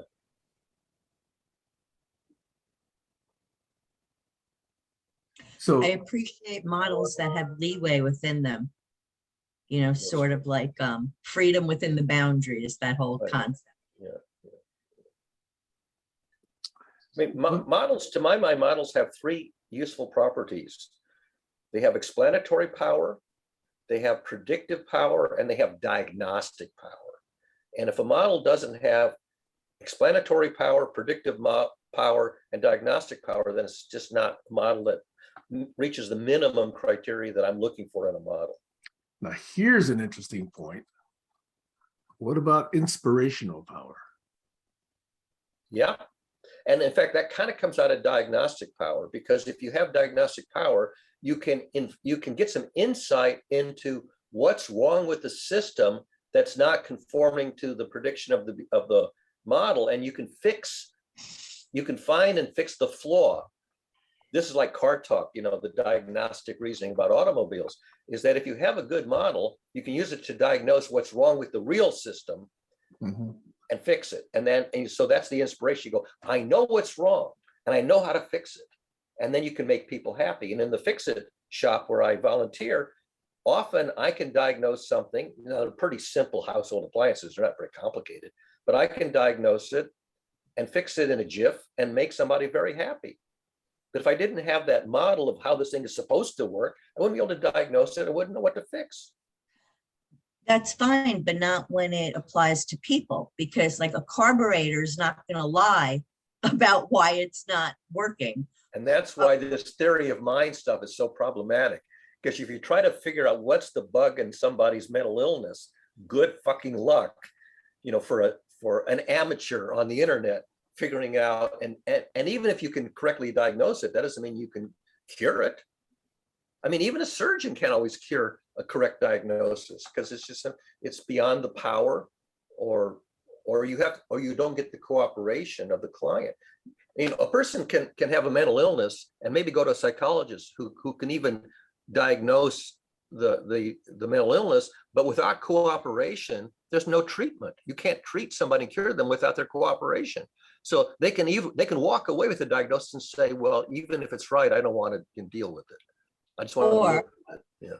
Or a person can have symptoms of a mental illness that are from some other place that have nothing to do with the mental illness. Yeah, misdiagnosis. Misdiagnosis is much more common than accurate diagnosis.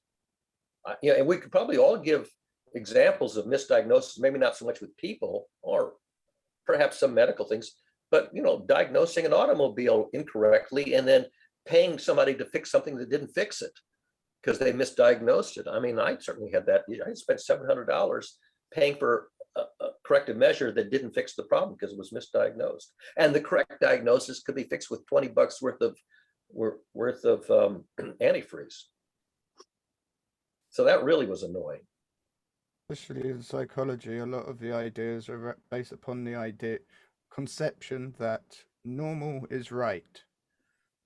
And yet, if we pay attention to history, the morality of normal doesn't have that very good history. And even the morality of academia, especially high-level elite academia and its psychological testing processes, again, it's a morality very, very wanting in many cases. So some of the psychological studies and experimentation are psychotic, and yet they had the nerve to judge other people as mentally disordered. Yeah, normalizing foolishness is a feature of our culture. We have all this foolishness and it gets normalized. Was it Operation Paperclip? No, that was the Nazi, taking on the Nazi scientists. There was another one that America did where they was using psychedelics on their own population. And then those people were trying to tell the psychologists that this was going on to them. And because the psychologists didn't believe them, they were insane and psychotic. But the truth was the psychologists didn't have a clue what they were talking about. The American government was doing scientific experiments on its own people, and they were driving people crazy. Yeah, absolutely.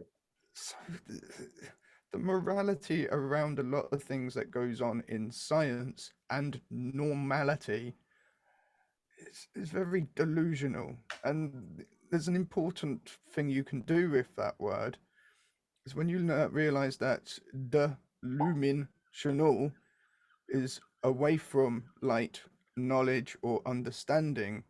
Well, anybody that doesn't understand the true light natures, the working natures of existence, is actually the delusional people. They're the people who don't understand the truth of how things work, so they're delusional. Yeah.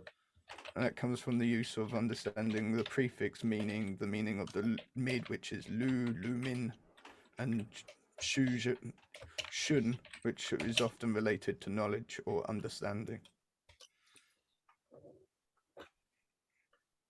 I There's mean, one of quite my a few hobby words you horses can do that is with. one of my hobby horses is the issue of dealing with misconceptions, because there are so many bloody misconceptions afloat in our culture. And maybe it's a misconception to think that you can even address them and resolve them. Maybe if you're lucky, one or two in a lifetime, that one person can fix. But this whole issue of operating under misconceptions and then deriving inappropriate or maladaptive practices that descend from a misconception. If the misconception were correct, were not a misconception, then what you're doing would make sense. But because you're working from misconception, you're deriving practices which are ill-conceived and ill-advised. Sam? Within that, we've got the practice of democracy and the practice of agreeing to be right en masse, which the sciences have shown that many people agree to the wrong idea just so they don't fall out of the group. Yep. And we also have proven that most people don't have enough knowledge to agree to the right ideas. Yep. We've also shown Dunning-Kruger, which shows that the majority don't have enough awareness of their own awareness to be able to do that, which comes back to delusional. Yep. So all of our ideas surrounding that the majority can agree the minority are the bad guys and wrong is all wrong. Yep. Science itself says that, and yet we keep going back to those ideas that the majority can agree the minority are wrong. Or the majority can even judge whether the minority are wrong or right or moral, etc.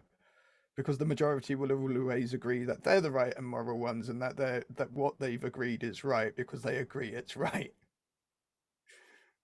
Which is a really depressing thing to realize. Are you saying that's a critique of science? In a sense, it's a congratulations to the ones that did good science. Actually, that's Worst more pointing just to the ones. the more recent manifestation of might makes right. More of us can beat up fewer of you. That's basically all it amounts to. So that's the basic, tenet of democracy, which I've decried for many years. Democracy is the guaranteed way that good ideas never get implemented. Correct. Guaranteed. One little place of sanity, which I attend to on a daily basis, is a YouTube channel that I've mentioned before. It's called Cracking the Cryptic. And it's two very good puzzle solvers who every day solve a couple of very hard puzzles. And these puzzles all are known to have a unique answer. So they know in advance that there's exactly one correct answer, but they don't guess. What they do is they use very precision logic. They work their way through the solution by using precision logic, step by step by step, and they explain the logic. And of course, there are places where they make a wrong hypothesis and then rule it out. So they're always falsifying what would have turned out to be the wrong answer as efficiently as possible. And what I appreciate is that the logic is extremely technical and beyond my ken. Some of the logic they use is so astonishingly insightful and brilliant, but I never would have guessed it. And people who attend this channel, a lot of them say that was just brilliant. They would take days or weeks to solve it if they solved it at all. And these guys routinely solve them in less than an hour on a daily basis. But that demonstrates how hard it is to do precision analytical reasoning and logic and to systematically rule out the erroneous possibilities.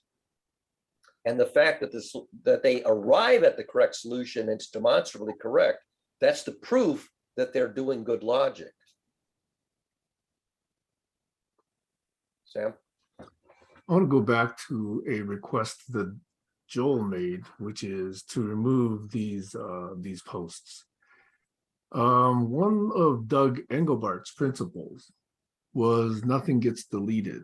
And the reason he said that is there's reason to know why you thought something at a certain time and that you now have evolved away from it. And if you remove that from the historical record, then that whole evolution is no longer there for anyone else to share or see I can agree with and that. understand.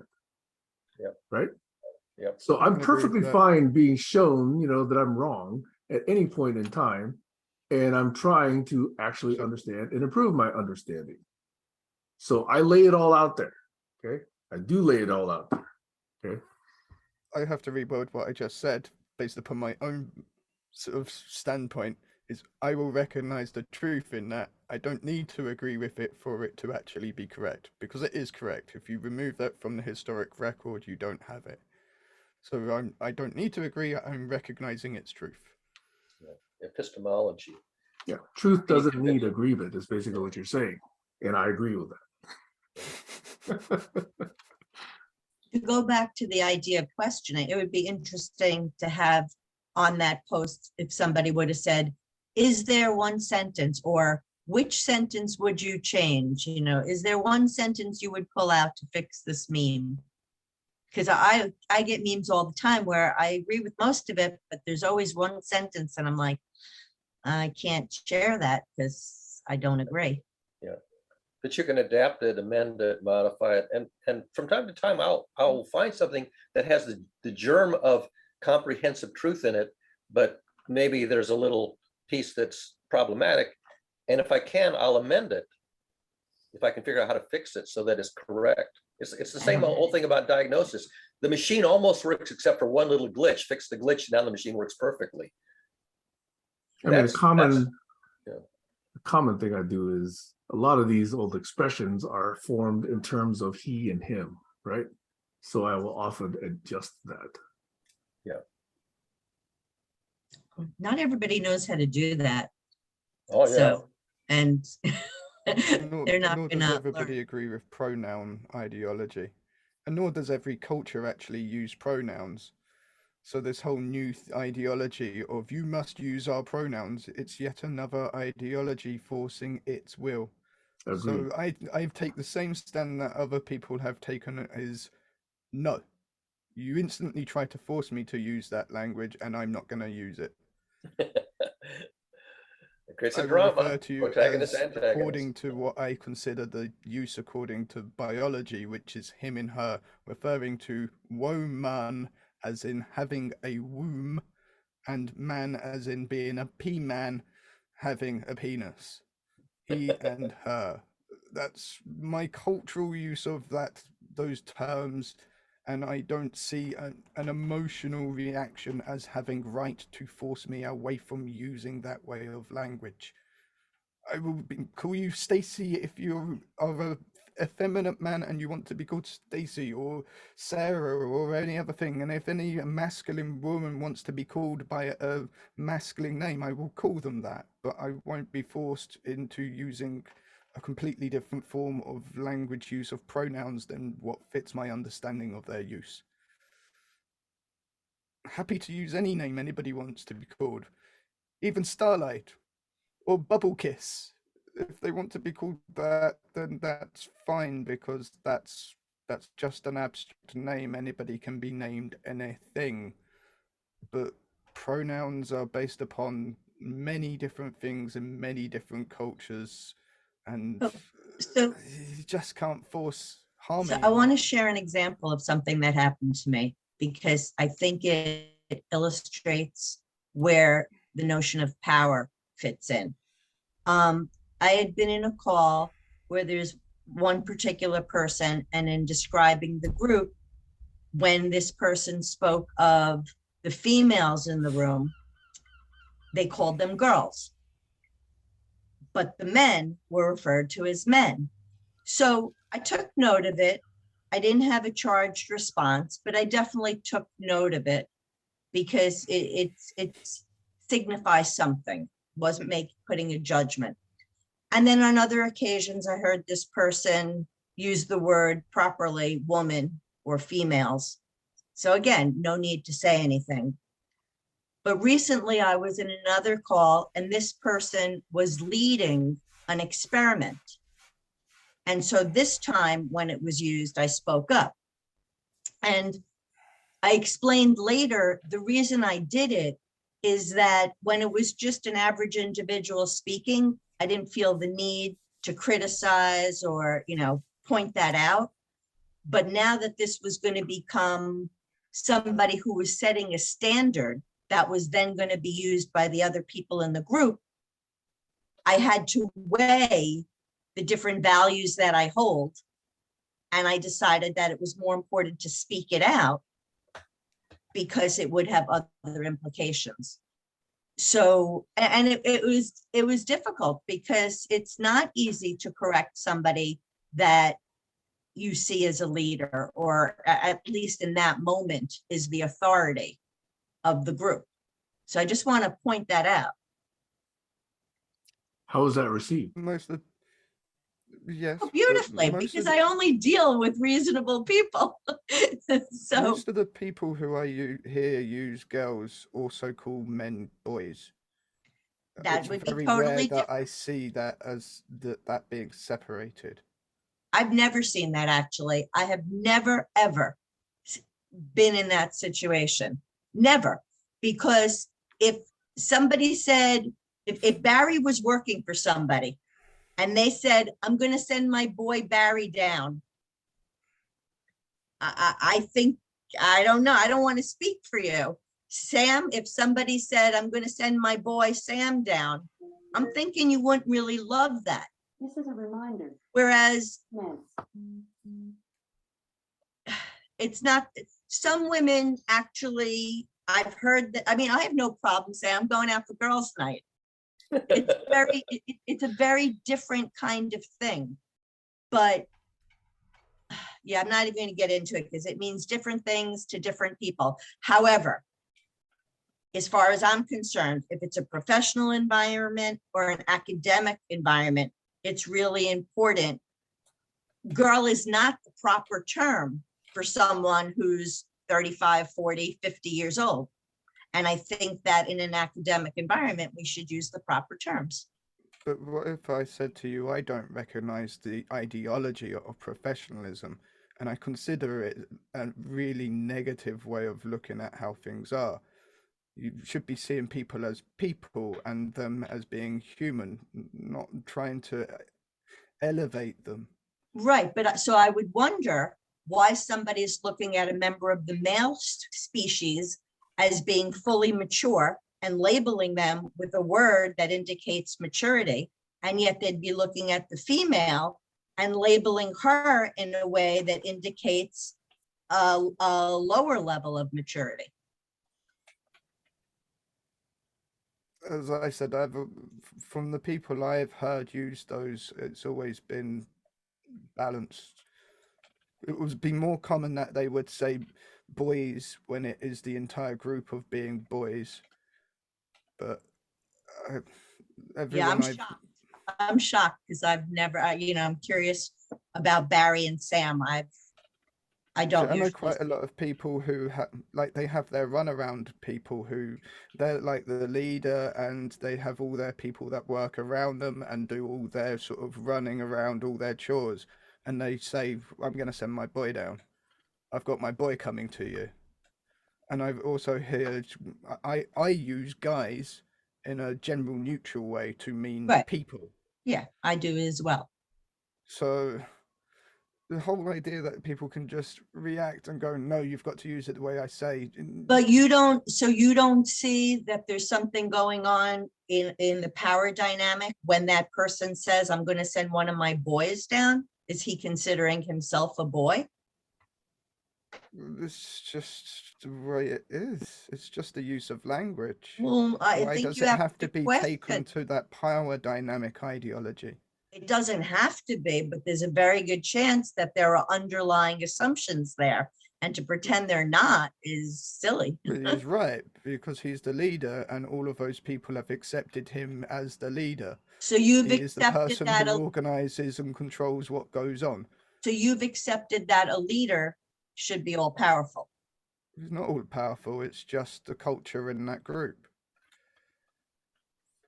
And if that group decided that that leader was no longer working in their interests, then they would have the power to get rid of their leader and stop working for them.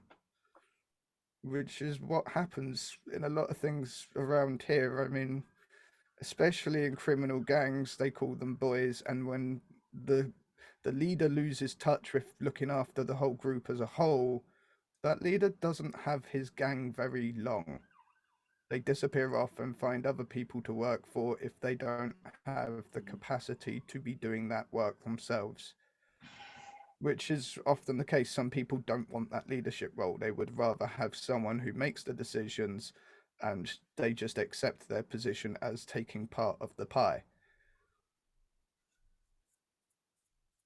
And often I question, if I want to run a business, do I really want that stress and strain of leading the business, controlling the paperwork, organizing everybody, or would I rather just let that go to someone else who's probably a bit better than me at it, and just sit there going, thank you for organizing all this work, thank you for my pay, I'm going to go enjoy myself without the stresses. Yeah, I think you're ignoring the fact that the words we choose are indicative of underlying assumptions that we make.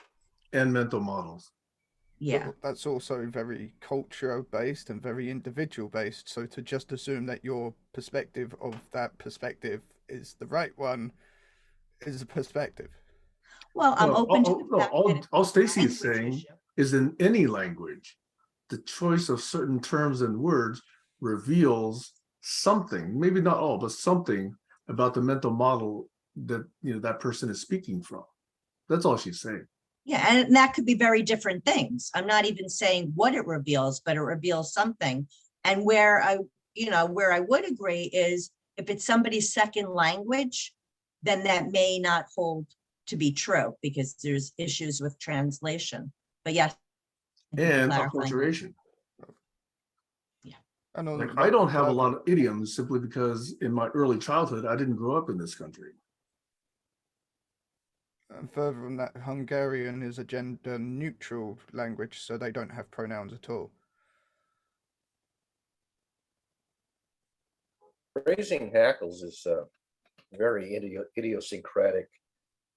I can say something that other people will just shrug, other person will raise their hackles. And if you don't know the person very well, you'll have no ability to anticipate who's going to get their hackles raised. Now, if you spend enough time with people, you learn, you sort of figure it out empirically from lots of evidence, lots of examples. But the interesting thing, it's never the people in authority that come to these realizations. It's the people who have been affected by these things that notice them. Yeah. The way our emotions work is we have an idea about something. And because we have an idea about something, it triggers the emotional reaction. So those who are being affected by it are the ones that have the idea about it being that way. And the ones who don't get affected by it are the ones who don't have the idea of it being that way. True, That's but it's very perspective and ideology. That is true. However, sometimes the reason they have the idea about it has to do with their experiences and then making that connection. I never personally made that connection when I was a young girl. I didn't have any experience to make it. Go ahead, Sam. And flip side, agreeing with you is the people who often do not have that trigger or reaction to it are the people who are benefiting from that oppression. Right.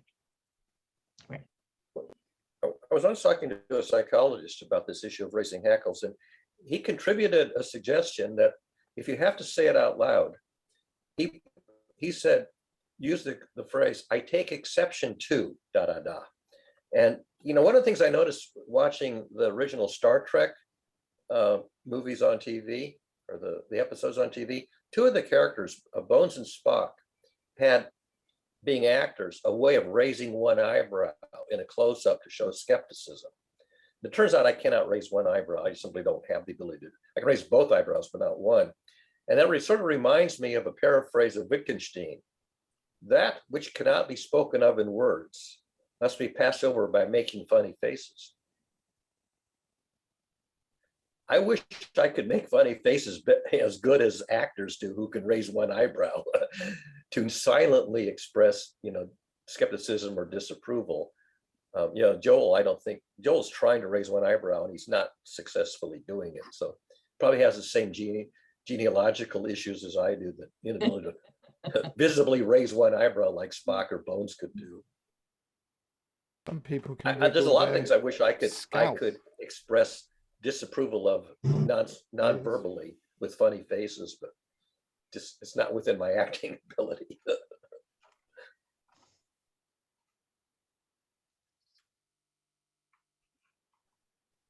So we're nearing the top of the hour.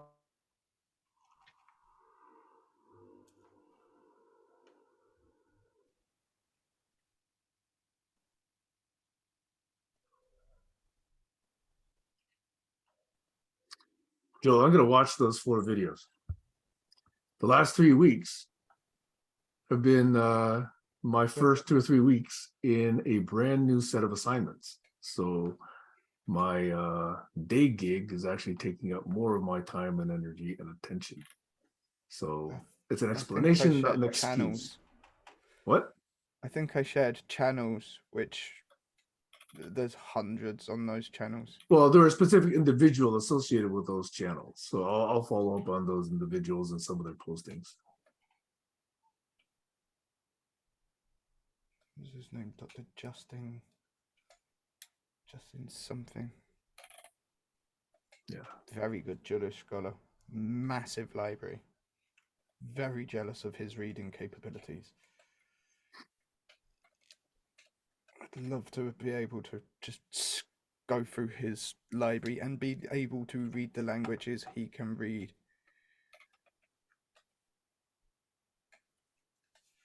Read archaic languages. I wish I had the education for that. But unfortunately, Never too I late, had right? terrible private school education and basically didn't have one. When I went to school, first school didn't discover I was dyslexic and just called me stupid and didn't bother teaching me. The second one figured out I was dyslexic and gave me a little bit extra support. And at the age of 10, I started to learn to read and write properly. The first secondary school I went to, which is high school, they didn't help my at all. And then the local council decided to close that school down, which meant I had to be moved schools. And then in the next school I had the collection of bullies from multiple different schools all bullying me. So in year 9 we take tests to see what groups you're going to go in. And year 8 I worked myself up from the bottom groups to the top. But missing the year 9 tests, they put me back in the bottom groups again, and so I kind of gave up. So my primary school and high school education is virtually meaningless. I didn't come out with anything. And then I skipped doing the A levels to do my bachelor's degree. So what would you call that? Intermediate college? What's between? Bachelor's degree is 4 years of college in the U.S. 2 years, You I mean- think they call an associate's degree. Is that still the 2 case? years associate's degree, yes. So between high school and what university you do an associate's degree? In the U.S. it's called Not associate's. everyone. Some people just go directly into that 4-year program. Okay. Do you have sixth form or what? Which is another 2 years after high No. school attached to high school? No, after 12th grade, there's 4 years of college. If you do a community college, you would do your first 2. And then if you want to continue on for your bachelor's, then you transfer to finish the 4. So our last year when I was at school was 11th. Yeah, we have 12. We have 12. Yeah. If you can't get into a 4-year college after finishing high school, you can go into a community college or a junior college and get 2 years, an associate's degree. And if you do well enough, then you can typically get to the last 2 years of a 4-year college. If you do really well in high school, then you go straight to a 4-year college.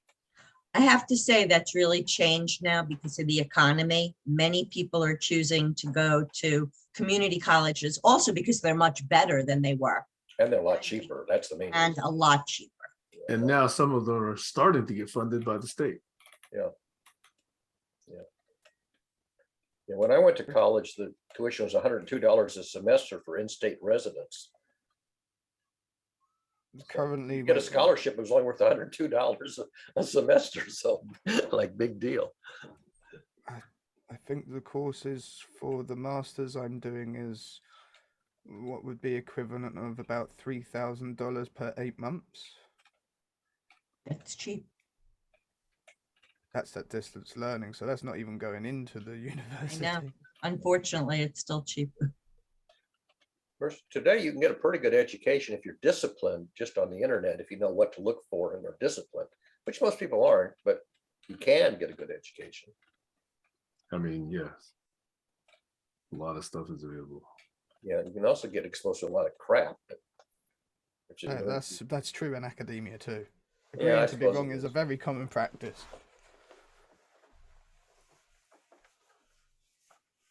As we were talking earlier, all of the agreed psychology, which is agreed by some of the best institutions around the world with the most intelligent people, supposedly, and yet they all agreed to this really disgusting and immoral behaviors as being good science. So I have a question. Can't we say that almost about every domain? Let's say, you know, there's woodworkers. There's a bell curve potentially to the skill level of various woodworkers, right? Most of Yep. them will probably have a semi-competent level. And then you get the extremes on both ends. Yep. You get the, you know, P-tail 5% on, you know, absolute incompetence, and you get the P-tail on the other side, which is, you know, the super experts. So Yep. if you apply that to teaching, government, lawyering, sciencing, wouldn't we see the same behavior? Pretty much. Yes. Yeah, you So see distribution of if some we're sort. decrying any particular field just based on the bell curve, then we're just arguing for argument's sake, it seems to me, if you understand this. I would more point to we're trying to arrive at the recognition that agreeing to be right en masse and seeing the majorities as being the right ones is actually inaccurate, and we need to figure out I've the dropped that experts thought better. decades ago.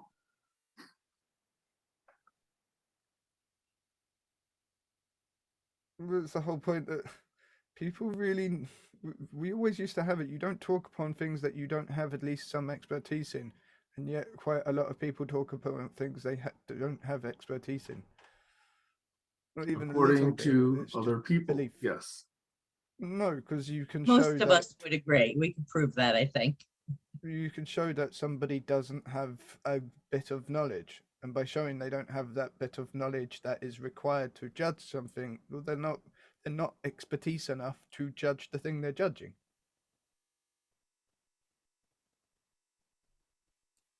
Unfortunately, a lot of people, if you quote, show them, don't see what you show them, don't buy the criticism and go on doing what they're doing and think that you're simply, the critic is simply incompetent. That's such a commonplace phenomenon. And I mean, that's, I think, why people write stories. They write stories and parables and allegories instead of directly criticizing. They'll do a send up, you know, a satire, or a parody, or an allegory, or some other kind of indirect way of getting the story across without directly challenging somebody. And that's a challenging thing to do. I've done it a few times. I'm not very good at it, and it's hard to do, and it takes a lot of literary creativity, which is sort of pushing my limits. A lot of the scientific sort of perception around that is we do comedy, and lots of people agree with it from the comedic position because it makes them feel better, because laughing is a self-defense mechanism in that situation. So they're agreeing with each other that perspective is right, and then creating an emotional response to that produces the sensations that they see as positive to reinforce the sort of perception and belief.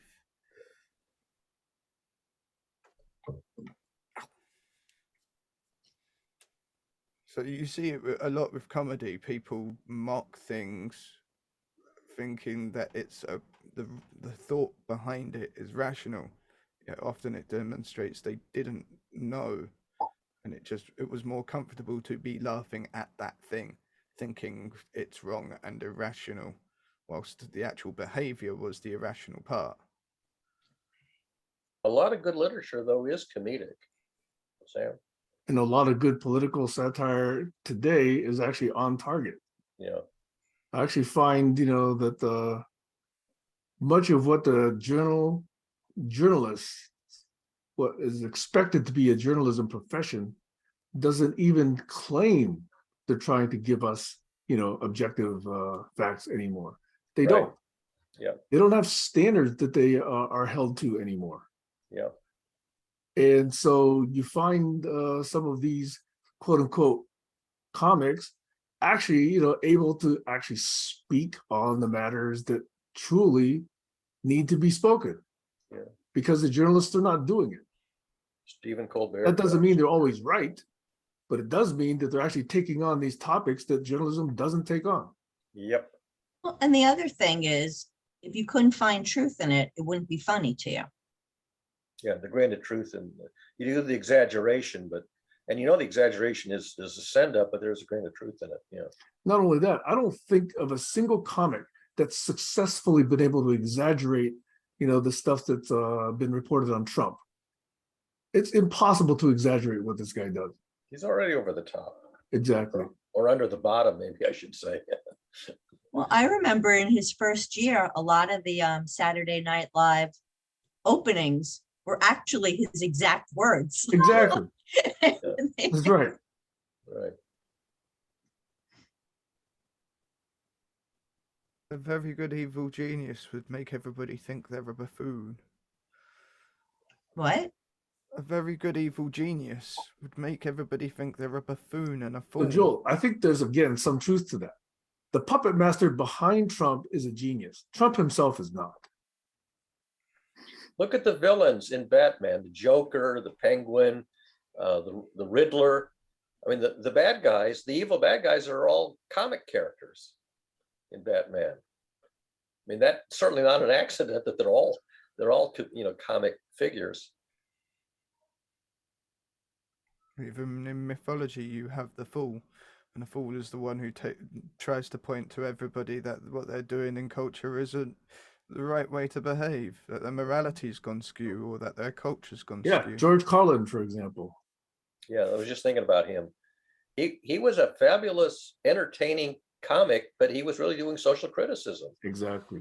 It was very clear that he was criticizing our culture and the audience. He was telling us how stupid we were to go along with these idiotic practices in our culture. And people were laughing and being entertained and paying good money to sit in the audience. But he was a rare breed, or maybe if you're lucky, you can find a dozen people of that caliber over your lifetime. Who else? Jon Stewart, maybe? Yeah, Jon Stewart and Stephen Colbert and some of these other people on the late night talk shows are in that caliber. They do their monologues, which are doing send-ups of public figures. And of course, the political cartoonists in the newspapers for years, the political cartoonists were doing that. So I'll make a claim. Joel, I'm not going to pester you again on any of these questions unless I watch at least one of your videos that you posted, okay? I'll do at least one. At least one. A topic that spans hundreds and hundreds and hundreds of years with millions and millions of scholars. Same could be said of science. As I keep trying to point, they are both science, but from different perceptual frameworks at times. Yep, and I'm willing to consider that.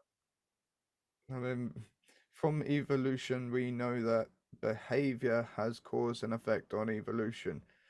So what if some of these rules from religions that people mock and make jokes about actually are an understanding that those behaviors over centuries or thousands of years eventually leads us to a very negative evolutionary standpoint, perhaps one that is destructive to culture as a whole?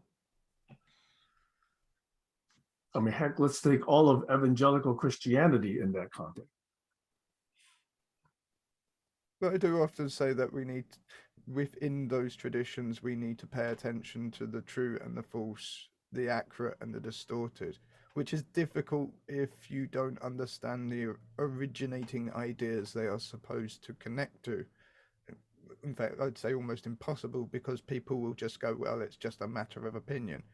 But if we are saying that it does connect back to a scientific understanding that was demonstrationable, even if the evidence has been lost, well, then the truth of those things would lead back to the truth as we could find them again today. We could look to behaviors in culture and work out that they'd led to a bad position and go on, that's why that religion or that framework had that rule to stop us getting here.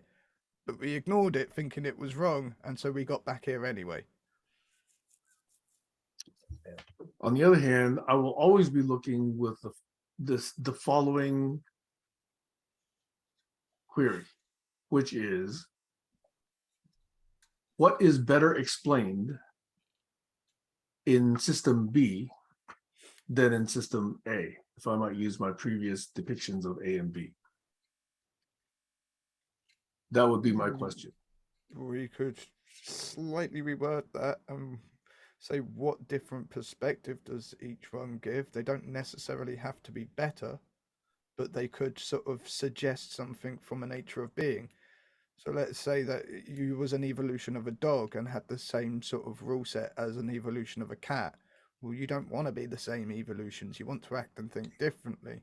So if you could say that one nature of being has looked at this scenario from this perspective, and that nature of being has looked at that scenario from a different perspective and want different ends.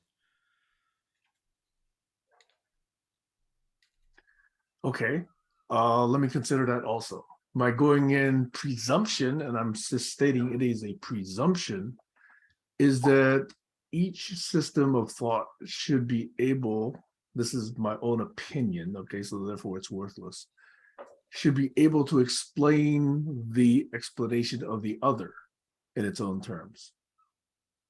That's what I'm looking for. Why? It's an idea of completeness. It's an idea of the powers that Barry was talking about before, whether it's diagnosing, whether it's explaining, whether it's predicting, whether it's inspiring. That's what I'm looking for. Because if you then can do so, you can unify those schools of thought, which to me is valuable. Yeah. But it's leaving out the possibility that there's a whole nother third. Well, it's not. Well, when you say completeness, you said you're looking for completeness. Maybe those two will not provide completeness. That's possible. I'll give you an example. When I was at the lowest point in one of the most problematic phases of my life about 40 years ago, what came to mind was a passage that I had learned from the Old Testament. And superficially, it sounds like a logical argument, except that it leaves out the intervening part of the argument, which is the rationale. And the passage goes like this: I set before you life and death, blessing and curse. Therefore, choose life. It left out, didn't give a reason. Therefore, choose life. I set before you life and death, blessing and curse. Therefore, choose life. And that got me out of the funk I was in. I chose life. It convinced me, even though it wasn't no rational reason. And technically, that's religion because it was in the Old Testament. It wasn't even analytic theology. And by the way, that passage is attributed to a storybook character called the deity of the Old Testament. That's the supposed author of that is the deity.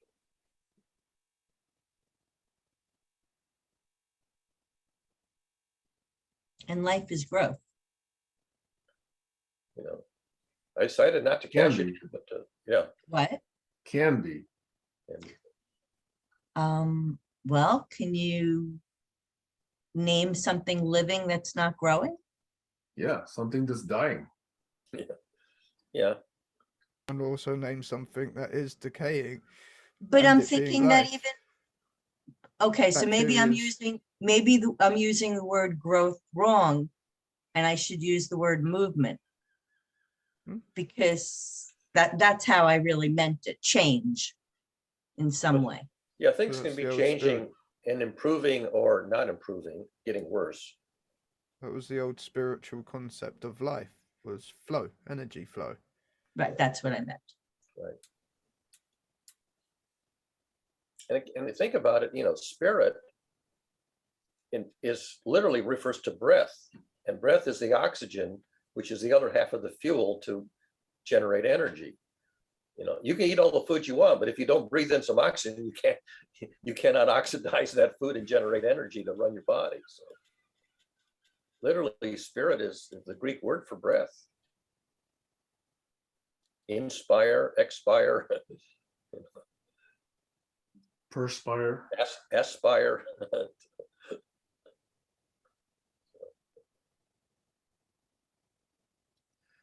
Joel, thank you again.